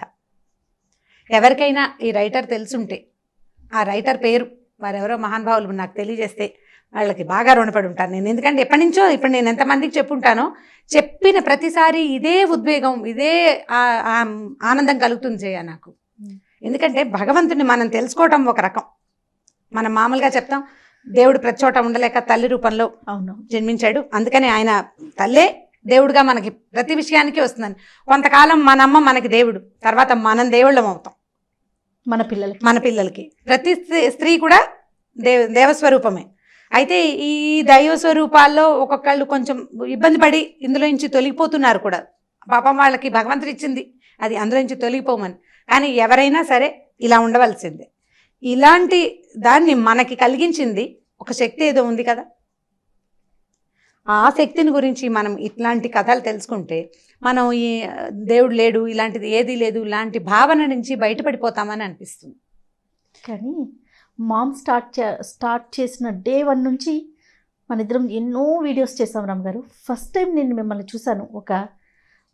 ఒక స్టోరీ మధ్యలో మీరు ఆగిపోయి మళ్ళీ రీస్టార్ట్ చేయటం అనేది ఇది బహుశా ఫస్ట్ వీడియో అనుకుంటాను. ఈ కథలో ఉంది కదా జయ, ఈ కంటెంట్లోనే అలాంటిది ఉంది. ఎంత చిన్న మామూలు వాడికి, మామూలు మనిషికి, మామూలు వ్యాపారస్తుడికి దేవి సాక్షాత్కారం జరగటం అనేది చాలా అత్యద్భుతమైన సంగతి. ఇలాంటివి ఇంకొక 2 కథలనైతే నాకు చాలా ఇష్టమైన కథలు. ఈ కథ నాకు చాలా ఎంత హాట్ ఫేవరెట్ అంటే, దీనంత ఇష్టమైన కథ నిద్రలో కూడా నేను తలుచుకునే కథ ఇంకొకటి లేదు. చాలా అత్యద్భుతమైన కథగా తోస్తుంది. ఎవరో మహానుభావులు. అయితే నేను ఒక అమ్మాయికి ఈ కథ చెప్తే తను నెట్లో ఇంగ్లీష్లో ఈ కథ చదివాను, బ్యాంగిల్ సెల్లర్ అని ఈ కథ చదివానని చెప్పింది తను నాకు. కానీ తన కూడా ఆథర్ ఎవరో తెలియదు. ఓకే, అంటే ఈ ఎక్సైట్మెంట్ తనకి కలగల కథ చదివితే.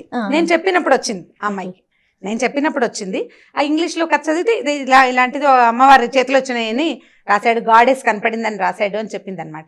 బట్ నేను ఇంటర్నెట్లో సెర్చ్ చేశాను కానీ నేనేం సాధించలేకపోయాను ఆ కథను. అంటే సరిగ్గా మనం అడగాలి కదా ఈ స్టోరీ అని, రైటర్ పేరు ఏదైనా స్టోరీ పేరు చెప్పాలి. నేను 2 చెప్పలేకపోయాను, దాంతో నేను తెలుసుకోలేకపోయాను. ఈ కథ తెలుసుకోండి అమ్మా, పిల్లలకి వీలైతే కథ చెప్పగలిగితే దీన్ని బ్రీఫ్ చేసుకుని చెప్పండి మొదటిది. తర్వాత ఎవరికైనా ఈ రైటర్ పేరు కనుక తెలిస్తే, అంటే ఇది డీటెయిలింగ్ మారిపోయింది, నా భక్తి కూడా తోడైంది కదా, నాకు కూడా అమ్మవారి మీద ఉన్న భక్తి దీనికి తోడైంది. అందుకని కథలో కొంత డీటెయిల్స్ మారిన, ఫ్రేమ్ మాత్రం ఇదే కథ. రైట్. అమ్మవార్లకి సంబంధించిన కథలు గతంలో మనం కొన్ని మాట్లాడుకున్నాము. ఈ మధ్య ఎక్కువగా మనం చేయలేదు కదా, అందులో మనం సిరీస్లోకి వెళ్ళాం కదా. సో ఏదైనా ఒక అమ్మవారి కథ చెప్పుకుందామండి. దేవి భాగవతం నుంచి ఒక కథ చెప్తాం. మామూలుగా మనం ఎట్లా చెప్పుకుంటాం, పూజ ఒక విధానం ప్రకారం చేయాలి. ఆ విధి విధానాలని పాటిస్తేనే అమ్మవారి అనుగ్రహం లేదా అయ్యవారి అనుగ్రహం కలుగుతుంది. ఏ విధానము తెలియని వాడిని కూడా అమ్మవారు అనుగ్రహిస్తుంది అని చెప్పే కథల్లో ఈ భాగవతంలో మనకి చాలా కథలు కనిపిస్తాయి. నా ఫేవరెట్ కథ ఇది సుదర్శనుడి కథ. ఈ సుదర్శనుడు అంటే ఒక రాజుగారి అబ్బాయి. ఇతను ఈ రాజుగారి అబ్బాయి అంటే మామూలుగా రాజరికపు వ్యవస్థలోనే ఇప్పటి రాజులు కాదు కదా, పాతకాలపు రాజులు, సూర్యవంశం చంద్రవంశానికి చెందిన రాజులు చాలా పూజా విధానాల్లో ఉండేవాళ్ళు. అంటే వీళ్ళ తప్పనిసరిగా సంధ్యావందనం చేయాలి, రాజు తప్పకుండా నిత్యాగ్నిహోత్రిగా ఉండాలి, ఎక్కడికి వెళ్ళినా తప్పకుండా సంధ్యావందనం విధి చేసి తీరాలి. ఇది కృతయుగం నాటి కథే, ఎప్పటిదో చాలా పాత కథ అనుకుందాం.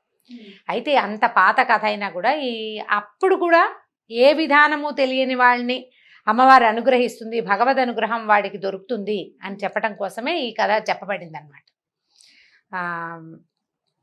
అయోధ్య నగరానికి ధృతసంధి అనే ఒక రాజుగారు ఉండేవారు. ఈ అయోధ్య నగరపు రాజులకి అప్పుడు వివాహాలు, రాజులకు 2 పెళ్ళిళ్ళు 3 పెళ్ళిళ్ళు అవ్వడం చాలా సహజమైన సంగతి, పెద్ద విచిత్రం ఏం కాదు. ఈయనకి 2 భార్యలు ఉండేవారు. 2 భార్యలకి చెరుకో కుమారుడు ఉన్నారు, చిన్నపిల్లలు. అయితే పిల్లలు చిన్నవాళ్లుగా ఉండంగానే ఆయన మరణించారు. వేటకెళ్ళి ఒక సింహం బారిన పడి రాజుగారు అయోధ్య నగరాధిపతి మరణించారు. మరణిస్తే ఇప్పుడు ఈ 2 రాణులకి చెరుకో అబ్బాయి ఉన్నారు కదా, వాళ్ళిద్దరికీ వయసు ఎక్కువ వ్యత్యాసం లేదు. కానీ సాధారణంగా లోకసహజంగా పెద్దరాణి కుమారుడే రాజు అవటం సహజమైన సంగతి. పెద్దరాణి కుమారుడు జ్యేష్ఠుడు. పెద్దరాణి గారి పట్టపురాణి అయిన మనోరమాదేవికి ఓ కొడుకు సుదర్శనుడు, అతని పేరు. 4-5 సంవత్సరాల చిన్నపిల్లాడు, మెతకవాడు పిల్లాడు, మందకొడిగా ఉండేవాడు. బాగా మాటలు రాల. మనం ఇప్పుడు కూడా అట్లా పిల్లలు కనిపిస్తారు, 4 ఏళ్ళు వచ్చినా మాటలు రావు, ఎప్పటికో వస్తాయి. అయితే 2వ రాణి గారికి లీలావతీదేవికి కొడుకున్నాడు.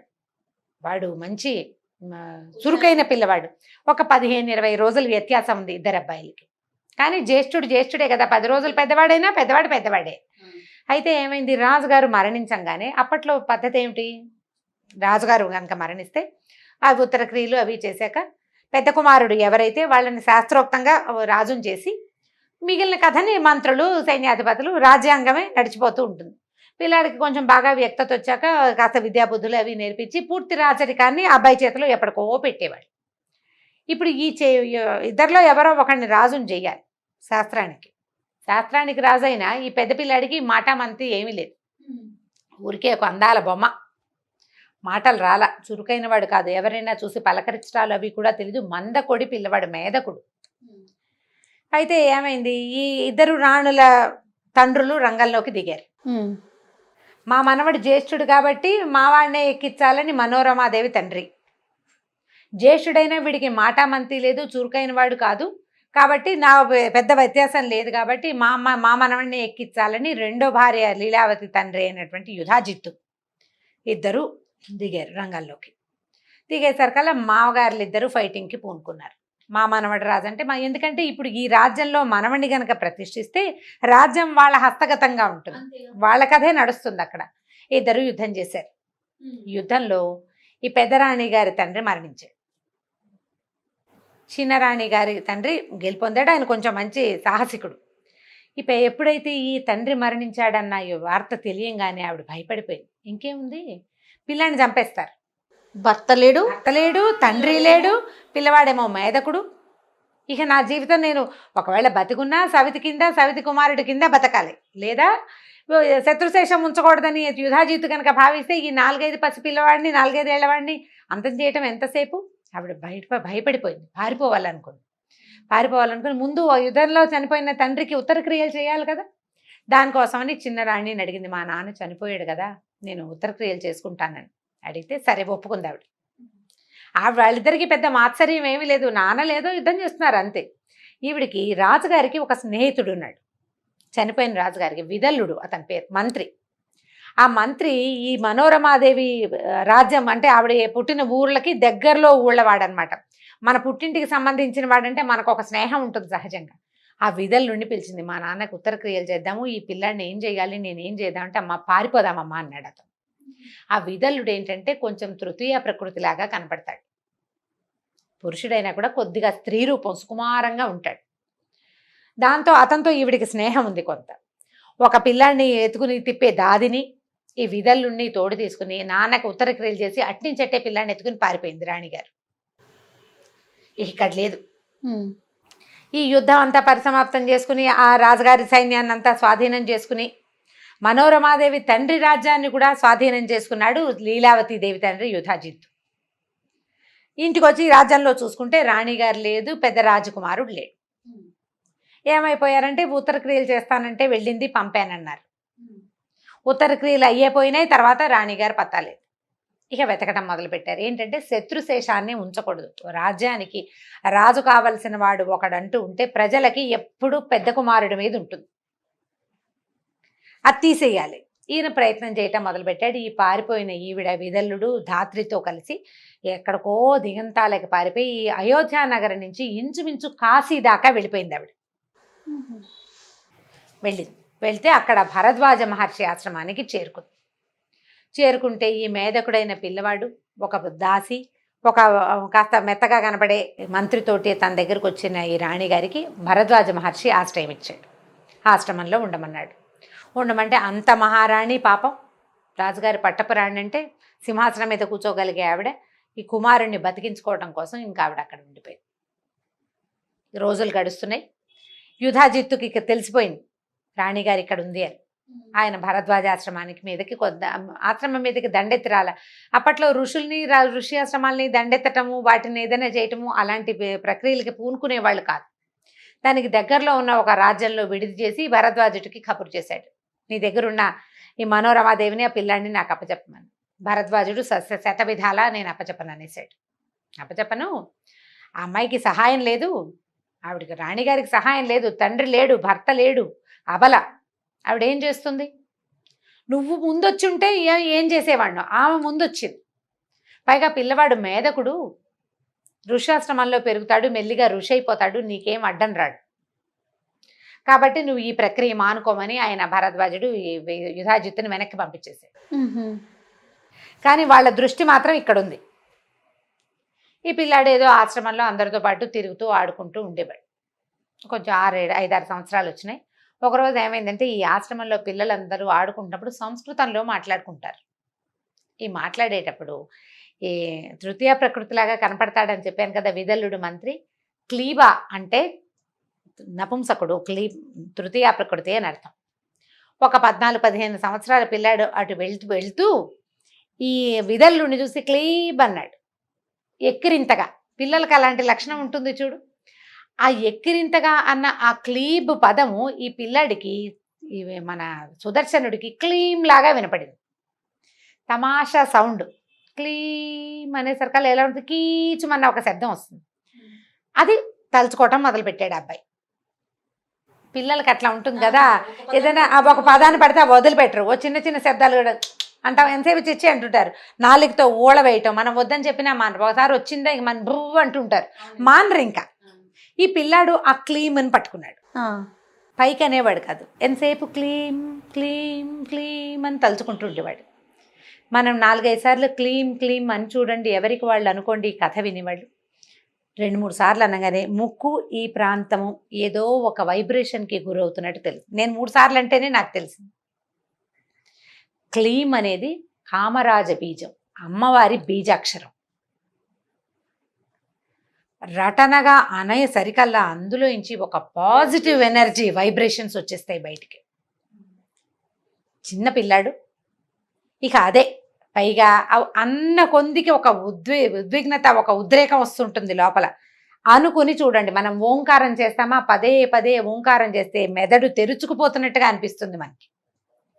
ఓంకారం చేసే ప్రణవాక్షరం చేసే అలవాటు ఉన్న వాళ్ళు అసలు మానరు. ఎందుకంటే ఈ ప్రణవోపాసన ఎంత ఉత్సాహాన్ని, ఎంతో ప్రశాంతతని ఇస్తుంది. మనం స్తోత్రాలు శ్లోకాలు చదువుకుంటామా, చదువుకుంటుంటే మనకు ఒక ప్రశాంతత వస్తుంటుందా? అలవాటైతే మానలేకపోతాం. ఈ బీజాక్షరాల ప్రభావం అలాంటిది. ఈ పిల్లాడు ఆ క్లీం బీజాన్ని పట్టుకున్నాడు. ఇక అదే అదే అదే అదే అనగా అనగా అనగా అనగా వాడి మేధకుడుగా ఉండే వాడి బుద్ధి వికసించడం మొదలుపెట్టింది. వాడి లోపల చిక్కుముడులుగా ఉన్నటువంటి శక్తి ప్రసారం అన్ని పక్కలకి బ్రెయిన్లోకి ప్రసరించడం మొదలుపెట్టింది. మాటలు సరిగ్గా రాని పిల్లలకి ఇలాంటిది ఏదైనా ఒక బీజాక్షరాన్ని కనుక నేర్పిస్తే వస్తాయని దేవి భాగవతంలో చెప్పబడింది. ఈ చెప్పుకోగా ఈ పిల్లాడు క్రమంగా ఎలాంటి బుద్ధి కుదిరిక వచ్చిందంటే చూస్తే అది నేర్చేసుకుంటాడు. వీడు మేధకుడు అన్న ధ్యాస పోయింది. ఆశ్రమంలో ఉన్నాడు కదా, భరద్వాజాశ్రమంలో. ఆ వయసు రాజకుమారులకి ఎలాంటి విద్యలు నేర్పాలో అవన్నీ నేర్పబడ్డాయి అతనికి. సాధారణంగా అక్కడ ఒక పిల్లాడు ఉన్నాడు, అందరూ చదువుకుంటారు, వాడు కూడా వాళ్ళతో పాటు వేదం చదువుకుంటాడు. రాజకుమారుడు క్షత్రియోచితమైన ఉంటే బాణం వేయటాలు అవి ఇవి నేర్పించారు. యుద్ధం చేయటం కోసం కాదు, సాదాగా జరిగింది. ఈ నేర్చుకుంటున్న విద్యకి ఈ బీజాక్షరపు తాలూకు ప్రతిభ తోడైపోయింది. దాని ప్రభావం తోడయి వీడికి విపరీతమైన బుద్ధి వికాసం కలిగింది ఆ అబ్బాయికి. ఒకనాడు అతనికి గరుడారూఢుడుగా ఉన్నటువంటి అంటే గరుత్మంతుణ్ణి అధిరోహించిన వైష్ణవి శక్తి అతని కళ్ళ ముందు ప్రత్యక్షమైపోయింది. అమ్మవారు క్లీం బీజం వైష్ణవ శక్తి బీజం అన్నమాట. కామరాజ బీజం అంటారు, కోరిన కోర్కెలు తీర్చే బీజాక్షరం. ఇప్పుడు కూడా మనకి అలాంటిది లభిస్తుందా అంటే భాగవతంలో చెప్పబడింది. ఇప్పుడు పిల్లవాడి గురించి చెప్పుకుంటున్నాం మనం. అతనికి ఏమీ తెలియదు, అమాయకుడు. ఇది బీజాక్షరం అని, దీన్ని ఇలా చెయ్యాలని, గురుముఖత తీసుకోవాలని ఏమీ తెలీదు. ఒక అమాయకపు బుద్ధికి దొరికిన ఆ అక్షరాన్ని అతను రటనగా చేయటం వల్ల భగవంతుడు అతనికి ఆ బుద్ధి వికాసాన్ని కలగజేశాడు. నేను కూడా క్లీన్ చేస్తాను అంటే మనకు అట్లా రాకపోవచ్చు, ఎందుకంటే ఇది విధానం కాదన్న మనకు తెలుసు. గురుముఖత తీసుకోవాలి, దీనికి నిష్ఠా నియమం కావాలి, విధి విధానానికి అవగాహన ఉన్నవాడికి అవగాహన ప్రకారం మొత్తం చేస్తేనే నీకు ఆ బుద్ధి వికాసం కలుగుతుంది. ఏ అవగాహన లేదు, కేవలం బీజాక్షరమే దొరికింది. ఆ బీజం వల్ల అతనికి అట్లాంటి బుద్ధి వికాసం కలిగింది. అమ్మవారి శక్తి అతనికి కనిపించేసింది. కనిపించేసరికి ఇంకా పవర్ శక్తులు పెరిగిపోయాయి అబ్బాయిలో. ఒక ధనుస్సు, కొన్ని తూణీరాలు, కొన్ని బాణాలు దొరికినాయి నది ఒడ్డున. ఆవిడ వదిలిపెట్టింది అతని కోసం. అక్షయ తూణీరాలు తీసిన కొద్దీ వస్తూనే ఉంటాయి అందులో నుంచి.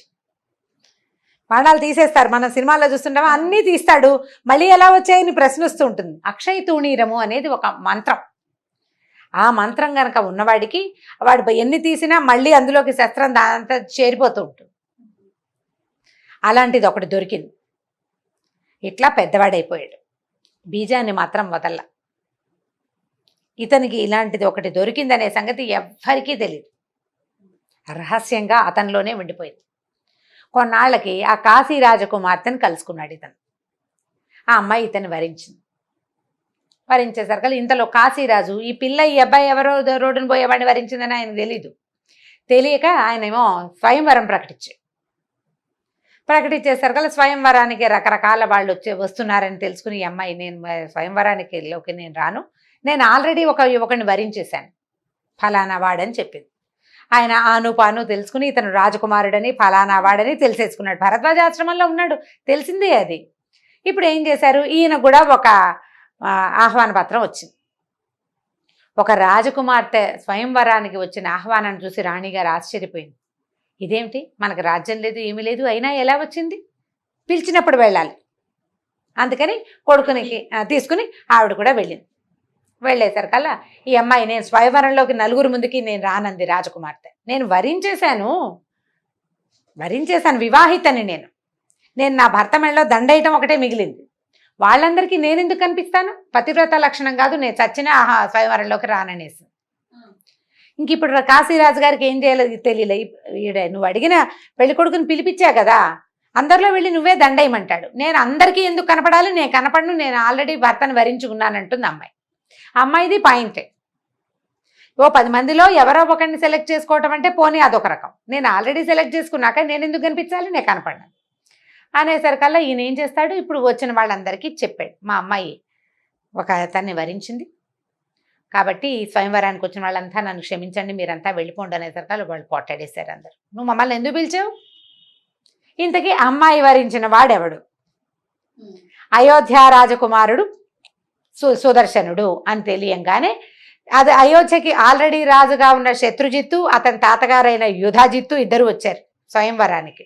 వీళ్ళు మండిపడిపోయారు, అయోధ్య రాజకుమారుడు ఏమిటి, ఇంకా ఎక్కడ అయోధ్యరాజు, అయోధ్యరాజ్యం మాది, వాడికి రాజ్యం లేదు గీజ్యం లేదు, వాడికి పిల్లని ఎలా ఇస్తావయ్యా అన్నారు.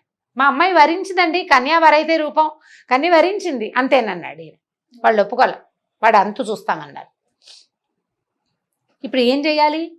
కాశీరాజు దొరికేశాడు అందరికీ. ఇప్పుడు సరే ఈ డిస్కషన్ అంతా అయ్యాక అమ్మాయి ఏమందంటే, అట్లా కాదు నాన్న, మాకు రహస్యంగా పెళ్లి చేసేసి మమ్మల్ని పంపించేసి, ఏదైతే అదవుతుంది. నాకు కలలో అమ్మవారు కనపడింది, గంగానది తీరంలో కనపడే సుదర్శనుడు నీ భర్త, నేను నిర్ణయించానని చెప్పింది. అమ్మవారు నిర్ణయించిన పెళ్లిని కాదంటానికి నువ్వెవరు, వాళ్ళెవరు? నేను వరించిన దాన్నే నువ్వు కాదంటానికి నీకు హక్కు లేదు, వాళ్ళకి లేదు.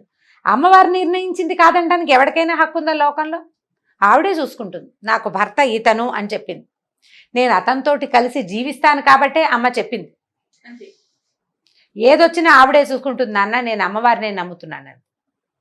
సరే పెళ్లి చేసేశారు.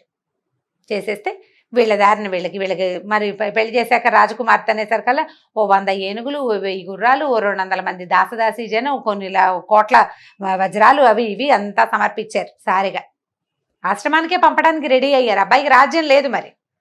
సరే అన్ని సామాన్లు పుచ్చుకుని వీళ్ళు బయటికి వెళ్ళేసరికల్లా చాలా మంది రాజకుమారులు ఏమనుకున్నారంటే, పిల్లకి ఇష్టం లేదంటే దానికోసమే మనం పోట్టడం ఏమిటి, ఈ గోలంతా వద్దని చాలా మంది వెళ్ళిపోయారు.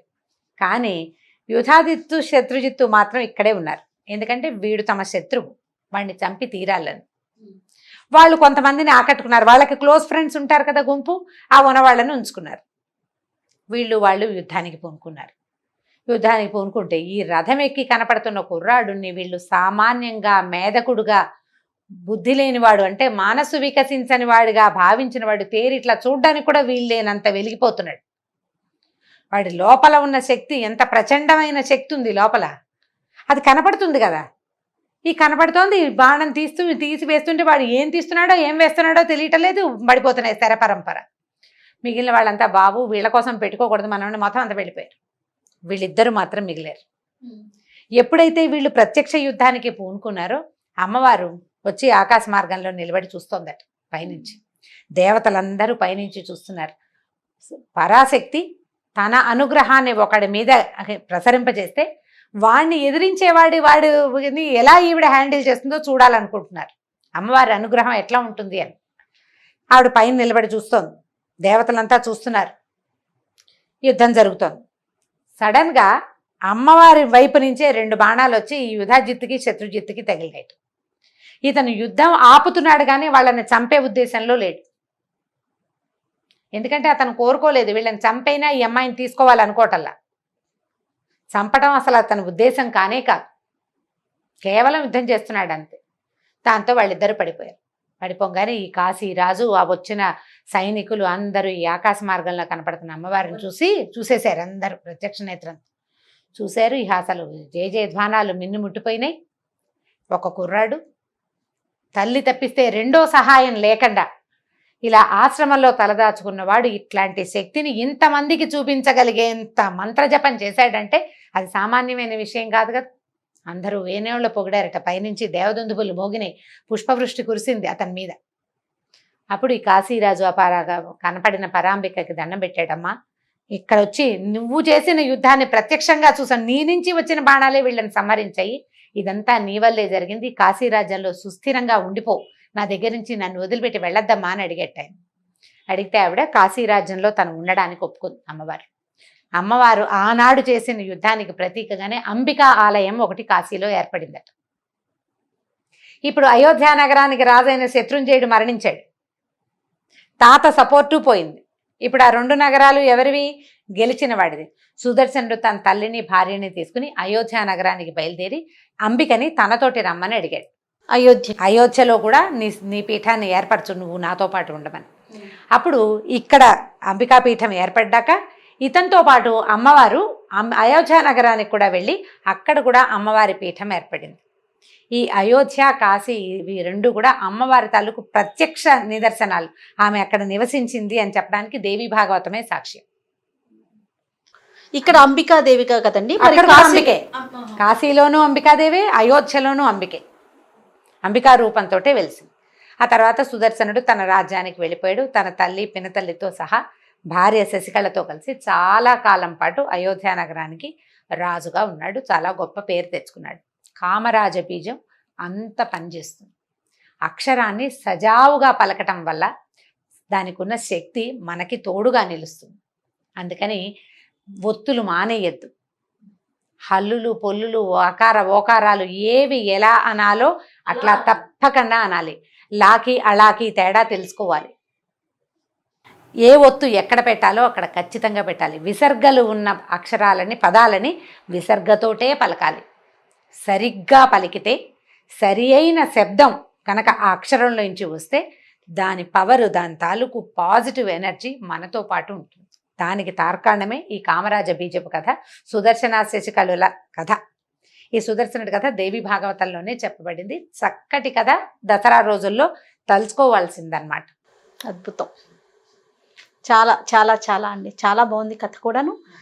మీరు చెప్పినట్లుగా ఒత్తులు పొల్లులు ఎక్కడ పెట్టాలో అక్కడ పెట్టి పలకాలి.